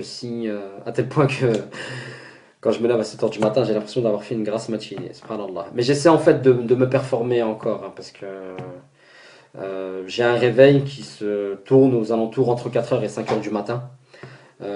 Après, c'est pas forcément facile toutes les saisons, je l'avoue. J'ai pas encore trouvé de système optimum, surtout pour l'été, du fait que l'Isha est très tard, que le Fajr est très tôt, et donc le temps de sommeil est vraiment trop restreint. Mais en hiver, c'est ce que j'essaie de faire. J'essaie d'avoir entre. L'idéal pour moi, mais vraiment l'idéal, c'est 5 heures de sommeil. Donc, on va dire 4h30 pour respecter 3 cycles d'1h30, mais le temps de m'endormir, donc 5 heures de sommeil. Et je dors moins qu'avant, et j'implore Allah subhanahu wa ta'ala pour me permettre de dormir encore moins pour que je puisse maximiser mon temps. Cela te fatigue-t-il pour le reste de la journée? Alors, ça dépend. Je vais pas te mentir, il y a des jours où tu es vraiment HS, comme aujourd'hui. J'étais vraiment HS, c'est d'ailleurs pour cette raison que j'ai failli annuler la session. Mais l'important, c'est la sieste. La sieste. Alors, c'est une sunna, et donc pratiquer une sunna, ça apporter la baraka. Et wallahi, que pratiquer la sieste, même pour consolider sa mémorisation, surtout si on a fait un travail le matin, c'est super important. Céline Hachemi, comment faire aimer apprendre le Coran à nos ados? Alors en fait, nos ados, ils ont besoin que d'une chose, c'est qu'on, en fait, au-delà d'aimer, au-delà de le faire aimer à apprendre le Coran, il faut d'abord qu'on les aime eux. Il faut d'abord qu'on aime ces ados. Il faut d'abord en fait qu'ils comprennent que tout ce qu'on leur veut, c'est leur bien. Qu'ils comprennent qu'auprès de nous, en fait, ils peuvent se sentir sereins. L'adolescence, c'est une période qui est super importante et qui est primordiale dans le développement d'une personne et dans la personnalité, dans la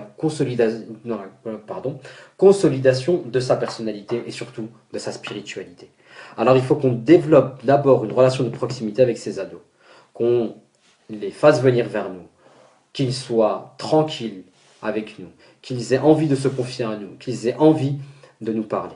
Et là, à ce moment-là, leur faire aimer le Coran, ce sera beaucoup plus simple. Et justement, avec les enfants, il faut jouer sur les deux tableaux. Jouer sur, allez, venez, on va apprendre le Coran, nanana. Et il y a certains ados qui n'ont même pas besoin de ça, en fait, qui ont été dans un environnement, qui ils aiment le Coran, et donc les mettre avec ces personnes-là. D'accord? Kubedi, avec Khadija, ce que vous faites. Salam alaikum. Pensez-vous que je peux apprendre le Coran avec mes fils de 12 et 8 ans, faire ensemble Kubedi? Barakallahu fik, mon frère. Alors, je connais une sœur hein, qui est une collaboratrice de mon Coran et moi, qui fait exactement ça. C'est-à-dire que son Kubedi, c'est sa fille. Si vous avez le même niveau, faites-le. Vivi, would you like to be my Kubedi? Oh là là, il dit Kubedi maintenant. Ça y est, j'ai lancé une mode. Elle m'a grave abandonné. La méthode de la madrasa pour apprendre à lire est bien aussi. Alors, la Tony Gambino, de quelle madrasa est-ce que vous parlez? Ça ne fonctionne plus du tout. Là, ça revient, là, il barque. Tu penses quoi de la méthode avec l'écriture? Écrire ce qu'on va étudier. À l'époque, j'utilisais la blanche en bois à la marocaine. J'avais du mal car je prenais du temps à écrire lorsque l'imam me dictait. Habibi Abdelrahman, parce que je t'ai reconnu derrière ton pseudo. Celle-là, c'est la meilleure. La méthode de la loha, wallahi, je ne connais pas une meilleure méthodologie que la méthodologie de la loha. La méthode de cette tablette en bois que vous avez en face de vous et que le cheikh est en train de réciter, wallahi, je l'ai fait une fois. Hein. Ça a été une méthode en fait que j'ai utilisée à une époque. C'était peut-être en 2007-2008. Ouais. Et je me souviens, j'ai appris sur la Tmarine avec la méthode de la loha. Et en fait, c'était tout simple. J'avais pas forcément de cheikh à ma disposition, mais je faisais écouter par le biais d'un MP3. Et à l'époque, je m'étais fixé, je voulais apprendre sur la Tmariyam en un mois, je m'étais fixé son apprentissage un robot par semaine. Donc 2 pages et demie à peu près par semaine. Et j'avais pris un tableau Velleda. Donc on a la tablette en bois avec tout ce qu'il faut à l'ancienne, j'en ai même une, il faudra que je la ressorte. Mais moi à l'époque j'avais utilisé un tableau Velleda, donc les tableaux blancs avec les feutres effaçables. Et donc en fait j'attends, c'était vraiment repeat. Le truc, c'est que ça prend vraiment beaucoup de temps. Ça prend vraiment beaucoup de temps. Mais par contre, le hifz, quand il est là-dedans, wallah qui sort pas, il bouge pas. Donc moi, cette méthode-là, franchement, si vous pouvez aller hiberner au Maroc un mois, vous pouvez apprendre 2 pages par jour avec cette méthode-là. Vous prenez 3 à 4 heures dans la matinée, vous mettez en boucle. Franchement, allez-y. Donc, si on dit 2 pages par jour, 30 jours, 60, ouais, subhanallah. Si ahzab en un mois. Il y a un livre gratuit ici, il est plus que superbe. L'arabefacile.fr. Je connais pas, j'irai voir. J'apprends l'arabe avec l'arabe facile pour faire. Juz Ammat, il est juste le plus long à apprendre en termes de temps, étant donné qu'au début, on apprend surat par surat. Où est-ce qu'on met environ le même temps pour les autres juz? Alors, je vais vous confier une chose, mais le Juz Amma, c'est très certainement au niveau de la sémantique, l'un des juz les plus difficiles à apprendre. Parce qu'il y a beaucoup de mutashabihat qui font écho à d'autres versets. Des versets qui font écho à d'autres sourates. Et donc par rapport à ça, surtout que ce sont des versets qui sont très courts, des versets qui amènent à l'exhortation. Et donc l'enchaînement de tous ces versets-là peut être compliqué. Donc ce qui fait que dès que vous avez acquis Juz Amma, vous êtes prêt à... Après je ne dis pas que toutes les autres parties sont également simples. Hein. Sur la Talaq, par exemple, qui est une sourate très technique et juridique qui aborde, comme son nom l'indique, la question du divorce, est aussi difficile. Sourate Al-Jinn est aussi difficile. Et quand je vous dis difficile, ce n'est absolument pas pour vous démoraliser, c'est uniquement pour que vous vous rendiez compte que il y a des personnes qui ont réussi à mémoriser ces sourates. Et donc, malgré la difficulté, elles y sont arrivées. Donc vous aussi, vous pouvez y arriver. Alors, voici là, cette vidéo, elle sera disponible, Inch'Allah, également sur le blog. Donc, même si vous n'avez pas pu, assister à tout le live, vous pourrez y avoir accès ultérieurement, Inch'Allah. Le fait d'avoir diminué son apprentissage pendant une période chargée de boulot, est-ce un châtiment en soi? Non, absolument pas. Au contraire, wallahi, c'est une très bonne stratégie, hein, le fait de diminuer son apprentissage. Parfois, vous allez être obligé de mettre pause par rapport à votre apprentissage. Vous êtes dans des périodes de votre vie où vous ne pouvez pas. Restez sur votre révision et mettez pause l'apprentissage. Il n'y a aucun mal à ça, au contraire. Faites-le si vous êtes, que ce soit à cause du boulot ou que ce soit à cause qu'on se comprenne bien. La mémorisation du Coran, ce n'est pas une obligation. On ne parle pas d'accomplir sa prière à l'heure. Donc c'est un acte qui est vivement recommandé, et vous connaissez toutes les recommandations par rapport à cela, mais de ce fait, on ne va pas s'autoflageller parce qu'on n'est pas parvenu à atteindre ses objectifs. Non, il faut qu'on développe une relation de proximité avec le Coran, une relation, bonne relation. Salam alaikum wa rahmatullahi wa barakatuh. Peux-tu redonner la référence du Coran qui se rapproche le plus de l'arabe? Alors c'est la traduction du professeur Mohamed Hamidullah. Hamidullah, Hamidou, U, pas OU. On peut entendre les erreurs par internet, mais on ne voit pas certaines règles comme l'ishmam. C'est pour cela que certains professeurs préfèrent donner des cours en live. Le ishmam ne s'entend pas, il se voit. Barakallahu fiki. Effectivement, ouais. L'ishmam ne s'entend pas, il se voit. Mais même si on donne par internet, on peut très bien faire des sessions live, Skype, où on voit les deux personnes. Donc même l'ishmam peut se voir. Alors en fait, l'ishmam, c'est une règle bien spécifique par rapport à ce qu'on appelle l'arrêt à la fin d'un verset. Faut que je revoie mes cours de tajwid parce que j'ai un bug là. Je crois que c'était avec. Parce que je confonds avec al-raw ou al-ishmam. Ishmam, donc, en fait, c'est à imiter et à ne pas sortir la voyelle en question. Donc, par exemple, c'est ar-Rahman, ar-Rahman.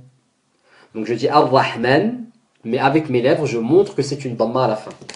Donc, c'est ça l'ishmam. Donc, ça, voilà.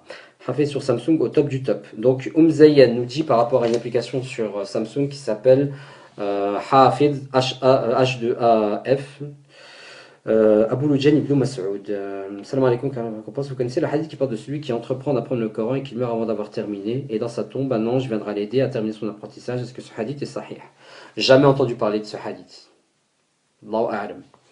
Application, Medine te manque, machallah. Effectivement, ouais, Medine me manque. Tu as Ayat pour l'état facial. Effectivement, l'application Ayat, il y a l'état facial en application. Est-ce que c'est normal qu'au début, on n'est pas forcément motivé par l'apprentissage du Coran? Est-ce que la saveur et l'amour du Coran vient? Alors en fait, c'est ça le challenge. J'ai appelé ce projet Mon Coran et moi parce qu'en fait, c'est une relation qu'on développe. Et donc, au début, vous allez, comme dans toute relation, y aller doucement et ne pas vous précipiter. Parce que si vous vous précipitez, vous allez tomber de haut. En amour, c'est la même chose. Vous rencontrez quelqu'un, que ce soit pour une muqabala ou quelque chose, vous allez tomber ah ouais, c'est lui, ah ouais, c'est elle, non, non, non, non, non, non, non. Tranquille, doucement, d'accord. Il y a des choses qui doivent se construire. Il y a des bases qui doivent être mises en place et il y a des choses qui doivent se consolider. Donc, au début, vous n'êtes pas forcément motivé par l'apprentissage du Coran. C'est tout à fait normal. Ça va venir. Sachez respecter votre rythme et sachez augmenter par rapport à votre rythme le moment venu. Inch'Allah. Tahia Apple, il n'y a pas mieux. Effectivement. Salam alaikum akhi. Wa alaikum assalam wa rahmatullah. Fahd. Oui, les deux rak'at avant d'aller dormir. Alors, il n'y a aucun qaoul par rapport à ça, mais rien ne vous empêche de le faire en fait. Moi, je vous donne juste une méthodologie. Vous faites, en fait, les du'a, elles sont mustajaba après les actes d'adoration. Donc, vous faites 2 unités de prière avant d'aller dormir. J'ai jamais dit que c'était une prière obligatoire. J'ai jamais dit que c'était une prière dans le sens où c'est une prière spécifique. D'accord? Ce sont 2 rak'at que vous faites parce qu'en plus vous venez d'aller faire vos ablutions avant d'aller dormir et vous faites une invocation juste derrière. Donc c'est juste le fait de mettre en lien des actes d'adoration. Fahmi, wa alayka salam wa rahmatullahi wa barakatuh, habibi Fahmi. Faut qu'on se voit sur Épinal, toi déjà. Slimane, Suleiman, Salomon. Salam alaikum. Il y a des passages dans le Baqarah qui sont identiques dans la sourate Luqman. Je finis par me mélanger. As-tu des conseils pour ne pas mélanger ces 2 sourates ou les sourates en général? Alors en fait, quand je parle de l'étude du texte, dans la MVAK du guide des itinérants du Coran, pardon, j'en viens à cette spécificité-là. Donc effectivement, il faut qu'on étudie le texte par rapport à son sens et voir les enseignements qu'on peut en tirer. Mais il faut également qu'on étudie le texte par rapport à sa sémantique, à sa linguistique, par rapport à sa construction, pour voir avec quoi ça nous fait, à quoi ça peut nous faire penser, pour qu'on puisse anticiper la problématique. Tu te dis, ah, ce verset-là, il me fait penser à ça. Mais il y a ça qui diffère. Ce verset-là, il faut bien que je fasse attention. Qu'est-ce qu'il y a avant? Qu'est-ce qu'il y a après? Une étude qui soit proactive et qui te permette en fait tout simplement de bien créer des distinctions entre les deux. De toute façon, alors ce qui a été mis en place et qui a été publié sur le blog il y a quelques mois de ça, c'est le premier volet de la collection 3M, Mind Map Mutashabihat, où on a toutes les Mutashabihat qui sont pour un juz donné recensées, avec les distinctions qui sont mises en exergue et les similitudes. De sorte en fait à ce que tu puisses visualiser, que tu te dises attention, ce verset-là, voilà, il fait quoi ça, il fait quoi ça, il fait quoi ça, il fait quoi ça, faut bien que je fasse quand je vais apprendre, ouais, maintenant pour la révision, voilà. Donc ça, c'est une solution. Et donc c'est le premier volet parce qu'en fait, comme les mutashabihat sont nombreuses, forcément, ça va demander plusieurs plusieurs volets. Donc on a fait Juz Amma et on va faire Juz Tabarak très prochainement, Inch'Allah. Barakallahu fik, Allah yashafik. Wafik Habibi Sad. La sieste, super conseil pour les ados. Barakallahu fik. Salam alaikum. Quel est le meilleur moment pour réviser? Barakallahu fik. Le meilleur moment pour réviser, alors pour une organisation optimum, hein, pour moi en fait, c'est apprendre avant le Fajr, réviser après le Fajr. C'est ce qu'il y a de mieux pour moi. Mais le meilleur moment en fait pour réviser, pour vraiment potentialiser son temps, c'est quoi? C'est quand vous êtes dans les transports. Ouais. Quand je suis en partant sur Paris, je sais que je vais réviser dans les transports. T'en as pour 45 minutes, 50 minutes à rejoindre ton point de départ et ton point d'arrivée. Tu as le temps de réviser deux Ahzab, hein, sans problème. La madrasa de Sheikh Ayoub. Ah, voilà, Tony Gambino. Barakallahu fik pour cette précision. Je doutais bien que tu parlais de la madrasa de Sheikh Ayoub, j'attendais juste que tu me le précises. Je la connais pas personnellement, mais je n'ai entendu que du bien de la madrasa de Sheikh Ayoub. Et si j'avais été francilien, je pense que j'aurais fait une demande de dossier, même si je sais que c'est minimum 5 ans d'attente pour les inscriptions. Wallahu alam. Je n'ai pas entendu le nom de la collabo de Mon Coran et moi. J'ai pas compris votre question, Abdullah. Ah, la madrasa.com, d'accord, ils ont un site internet, je vais voir. Salam alaikum mon frère, ça fait longtemps que tu pries, tu aimerais vraiment savoir de quoi tu parles. Si je pose cette question, j'ai 37 ans et je n'ai pas prié, j'aimerais avoir ta science, mais à mon âge, t'en penses quoi, barakallahu fik? Alors je pense pas avoir de science, hein. Wallahi, je pense pas avoir de science, je me prétends pas, comme je l'ai dit tout à l'heure, être cheikh, être savant, être alim, être... Non, je suis même pas imam, quoi que ce soit. Je suis juste un abid. On veut tous, en fait, le projet Mon Coran et moi, ça va pas faire de vous des... On ne sait jamais hein, de quoi sera fait ce qu'Allah Azzawajal va faire de vous. Mais on ne sera pas tous des huffaz, on ne sera pas tous des shuyukh, on ne sera pas tous des ulama. Mais au minimum, ce qu'on doit être, ce sont des muslimoun. Et des muslimoun doivent avoir une relation avec le Coran. Et par rapport au ilm, par rapport à la science, on ne va pas chercher la science pour avoir la science. On va chercher la science pour pouvoir la mettre en application et pour pouvoir se rapprocher d'Allah subhanahu wa ta'ala. Donc, amasser du ilm, ça sert à rien. D'accord? Je ne dis pas qu'il ne faut pas apprendre. D'accord? Mais juste, en fait, que ça sert à rien si tu n'as pas une perspective à enseigner. La priorité, en fait, pour nous, c'est d'abord de mettre en application. La priorité et l'obligation que nous avons, c'est d'être des musulmans. Et des musulmans qui pratiquent leur religion. Et donc, pour pratiquer ta religion, il faut que tu apprennes le ilm. D'accord? Qu'on ne me fasse pas dire ce que j'ai pas dit, hein, parce que... Mais, juste avoir le ilm dont on a besoin. Et ça nous suffit. Et donc, être un musulman, c'est avoir une relation avec le Coran. Comme être musulman, c'est avoir une relation avec la salat. Comme être musulman, c'est une relation à avoir avec les sadaqat ou avec bien d'autres choses. Oui, talaq al-jinn, j'ai passé des semaines dessus, subhanallah. Ah ben voilà le vécu de Zayn.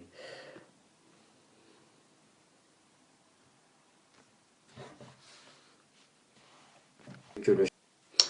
Excusez-moi, on a été coupé, on a eu une petite... D'accord, je continue à lire. Salam alaikum, Habibi, ça va mieux. Habibi Gizmo, alhamdoulilah, ça va mieux, faut qu'on se capte, Inch'Allah. Machallah, mon frère, barakallahu fik pour la formation en direct, car subhanahu wa ta'ala te récompense. Amin. C'est un hadith faible. Salam alaikum. Mimoun est là, il va tout gâcher. Ah, Mimoun, tu parles de Mimoun Afifillah. Non, non, non, Mimoun, on peut pas dire que Mimoun il va tout gâcher. Au contraire, Mimoun il ramène sa lumière quand il est quelque part, machallah. J'aimerais bien savoir à lire et écrire la langue arabe. Faites-moi dua s'il vous plaît. Qu'Allah vous permette à tous, et on fera une dua justement à la fin, mais qu'Allah vous permette à tous de faire en sorte que le Coran soit votre compagnon et quel que soit votre niveau. Qu'Allah vous permette d'apprendre à lire l'arabe. Qu'Allah vous permette de comprendre la langue arabe. Qu'Allah vous permette de lire le Coran et qu'Allah nous permette de mettre en application les enseignements du Coran et qu'on soit compté parmi les Ahlul Coran, ceux qui ont une proximité avec le Coran et qui appliquent le Coran et qui militent pour le Coran. J'aimerais bien savoir à dire oui. Les transports 1h20, optimiser son temps. Ah, machallah, 1h20, t'as le temps de faire 4 ahzab. Salam alaikum akhi, wa alaikum assalam wa rahmatullahi wa barakatuh. Tu fais partie de la team transport. Pour l'ishmam, on arrondit si c'est une dhamma, sinon on imite le harf avec sa haraka. Baisse la lèvre inférieure si c'est une kasra et on ouvre bien la bouche si c'est une fatha. Barakallahu fik Fatima pour ces précisions. Je n'arrive pas à voir la vidéo, je n'arrive pas à visionner la séance. Alors si vous n'arrivez pas à visionner la séance, ça sera disponible dans quelques heures, Inch'Allah. Vas-tu refaire des lives, des cours de Coran, tu nous as mis l'eau à la bouche. Aminata Silla, si vous parlez en fait des cours de Tajwid, restez connectés parce que la semaine prochaine, il va y avoir quelque chose. Amin, amin, amin, amin, amin, amin, amin. Barakallahu fikoum. Je n'ai plus de questions reçues. Donc on va passer, on va faire une petite dua tous ensemble, Inch'Allah, et on va se quitter là-dessus. Barakallahu fikoum. Je m'excuse pour le temps que ça vous a pris parce que, mashallah, ça a duré presque 2 heures. Mais bon, lorsqu'on parle du Coran, mashallah, le temps passe très vite parce que. Et c'est une preuve qu'on a l'amour du Coran dans notre cœur. اللهم اهدنا فيمن هديت وعافنا فيمن عافيت وتولنا فيمن توليت وبارك لنا فيما أعطيت وقنا شر ما قضيت فإنك تقضي ولا يقضى عليك وإنه لا يذل من واليت وإنه لا يعز من عاديت تباركت ربنا وتعاليت سبحانك لا علم لنا إلا ما علمتنا إنك أنت العليم الحكيم سبوح قدوس رب الملائكة والروح سبوح قدوس رب الملائكة والروح سبوح قدوس رب الملائكة والروح الحمد لله الذي هداني هذا وما كنا لنهتدي لولا أن هدانا الله يا ربي لك الحمد كما ينبغي لك عظيم سلطانك يا ربي لك الحمد كما ينبغي لك عظيم سلطانك يا ربي لك الحمد كما ينبغي لك عظيم سلطانك اللهم إني عبدك ابن عبدك ابن أماتك نصية بيدك ماضي فيها حكمك عدل فيها قضاؤك اللهم إني أسألك بكل اسم هو لك سميت به نفسك أو أنزلته في كتابك أو علمته أحدا من خلقك أو استأثرت به في علم عندك أن تجعل القرآن ربيع قلبي ونور صدري وجلاء حزني وذهاب همي اللهم إني أعوذ بك من الهم والحزن والعجز والكسل والجبن والبخل والهرم والعذاب القبر اللهم ات نفسي تقواها وزكيها أنت خير من زكاها وأنت ولي ومولاها اللهم إني أعوذ بك من علم لا ينفع من قلب لا يخشى من عيون لا تضمع من نفس لا تشبع من دعوة استجاب لها اللهم إني أسألك حبك وحب من يحبك وحب كل عمل يقربنا إلى حبك اللهم اهدي بنا اللهم اهدنا واهدي بنا واجعلنا سببا لمن اهتدى اللهم أرنا الحق حقا ارزقنا اتباعه وارنا الباطل باطلا ارزقنا اجتنابه اللهم انزع من قلوبنا حب كل شيء لا تحبه اللهم إني أسألك علما نافعا ورزقا طيبا وعملا متقبلا اللهم يا مقلب القلوب ثبت قلوبنا على دينك يا مقلب القلوب ثبت قلوبنا على طاعتك اللهم ارحم أمواتنا وأموات المسلمين اللهم اشف مرضانا ومرضى المسلمين اللهم انصر الإسلام والمسلمين وأدي إلى الشرك والمشركين اللهم انصر إخواننا في كل مكان في سبيلك اللهم فرج عليهم في الشام اللهم فرج عليهم في بورما اللهم فرج عليهم في فلسطين اللهم حرر المسجد الأقصى المبارك اللهم حرر المسجد الأقصى المبارك اللهم حرر المسجد الأقصى المبارك ربنا تقبل منا إنك أنت السميع العليم ربنا واجعلنا مسلمين لك ومن ذريتنا أمة مسلمة لك وأرنا مناسكنا وتب علينا إنك أنت التواب الرحيم ربنا آتنا في الدنيا حسنة وفي الآخرة حسنة وقنا عذاب النار ربنا لا تزغ قلوبنا بعد إذ هديتنا وهب لنا من لدنك الرحمة إنك أنت الوهاب ربنا آمنا بما أنزلت وتبعنا الرسول فاكتبنا مع الشاهدين ربنا وزعنا نشكر نعمتك التي أنعمت علينا وعلى والدينا وأن نعمل صالحا ترضاه وادخلنا برحمتك في عبادك الصالحين ربنا ظلمنا أنفسنا وإن لم تغفر لنا وترحمنا لنكونن من الخاسرين ربنا اغفر لنا ولوالدينا ولمن دخل بيتنا مؤمنا وللمؤمنين والمؤمنات ولا تزد الظالمين إلا تبارا اللهم أنت السلام ومنك السلام تباركت يا ذا الجلال والإكرام اللهم اطمئن قلوبنا بذكرك اللهم اطمئن قلوبنا بالصلاة اللهم اطمئن قلوبنا بقراءة كتابك يا رب العالمين اللهم إنا نعوذ بك من سوء الخاتمة اللهم إنا نعوذ بك من سوء الخاتمة ونسألك خير الخاتمة يا رب العالمين اللهم اجعل لا إله إلا الله خير كلمتنا يا رب العالمين سبحان ربك رب العزة عما يصفون والسلام على المرسلين الحمد لله رب العالمين بارك الله فيكم encore à tous on se retrouve très bientôt Inch'Allah restez connectés parce que mercredi prochain il va y avoir de nouvelles choses pour ceux qui ne sont pas encore inscrits à la newsletter rendez-vous sur www.moncouranemoi.fr vous pourrez avoir accès à un e-book gratuit qui s'appelle les 7 étapes avant d'entamer votre voyage à travers le Coran et qu'il y aura d'autres surprises, notamment lorsque vous aurez accès à cet e-book. Et vous aurez les news au fur et à mesure de toutes les initiatives qui seront prises pour mon Coran et moi. Il y a des projets, il y a des choses qui sont établies. J'ai ce petit carnet qui me suit depuis quelques temps maintenant et sur lequel en fait je note tout ce que je veux mettre en place. Et il y a des projets peut-être même jusque 2020-2025, Inch'Allah. Alors à mon tour de vous demander de faire des du'as. Tout simplement pour que mon Coran et moi continue. Que ce soit avec moi ou avec quelqu'un d'autre, on s'en fout. D'accord? Que mon Coran et moi continue. Khalas. Et également, je vous demanderai de faire des du'as pour mon épouse et mon fils qui, entre guillemets, subissent mon absence et mon manque de disponibilité. Et des du'as aussi pour ma maman, hein, parce que peut-être qu'elle est en train de regarder cette vidéo-là. Et donc des doigts pour ma maman, tout simplement. Barakallahu fikum. Salam alaikum wa rahmatullahi wa barakatuh.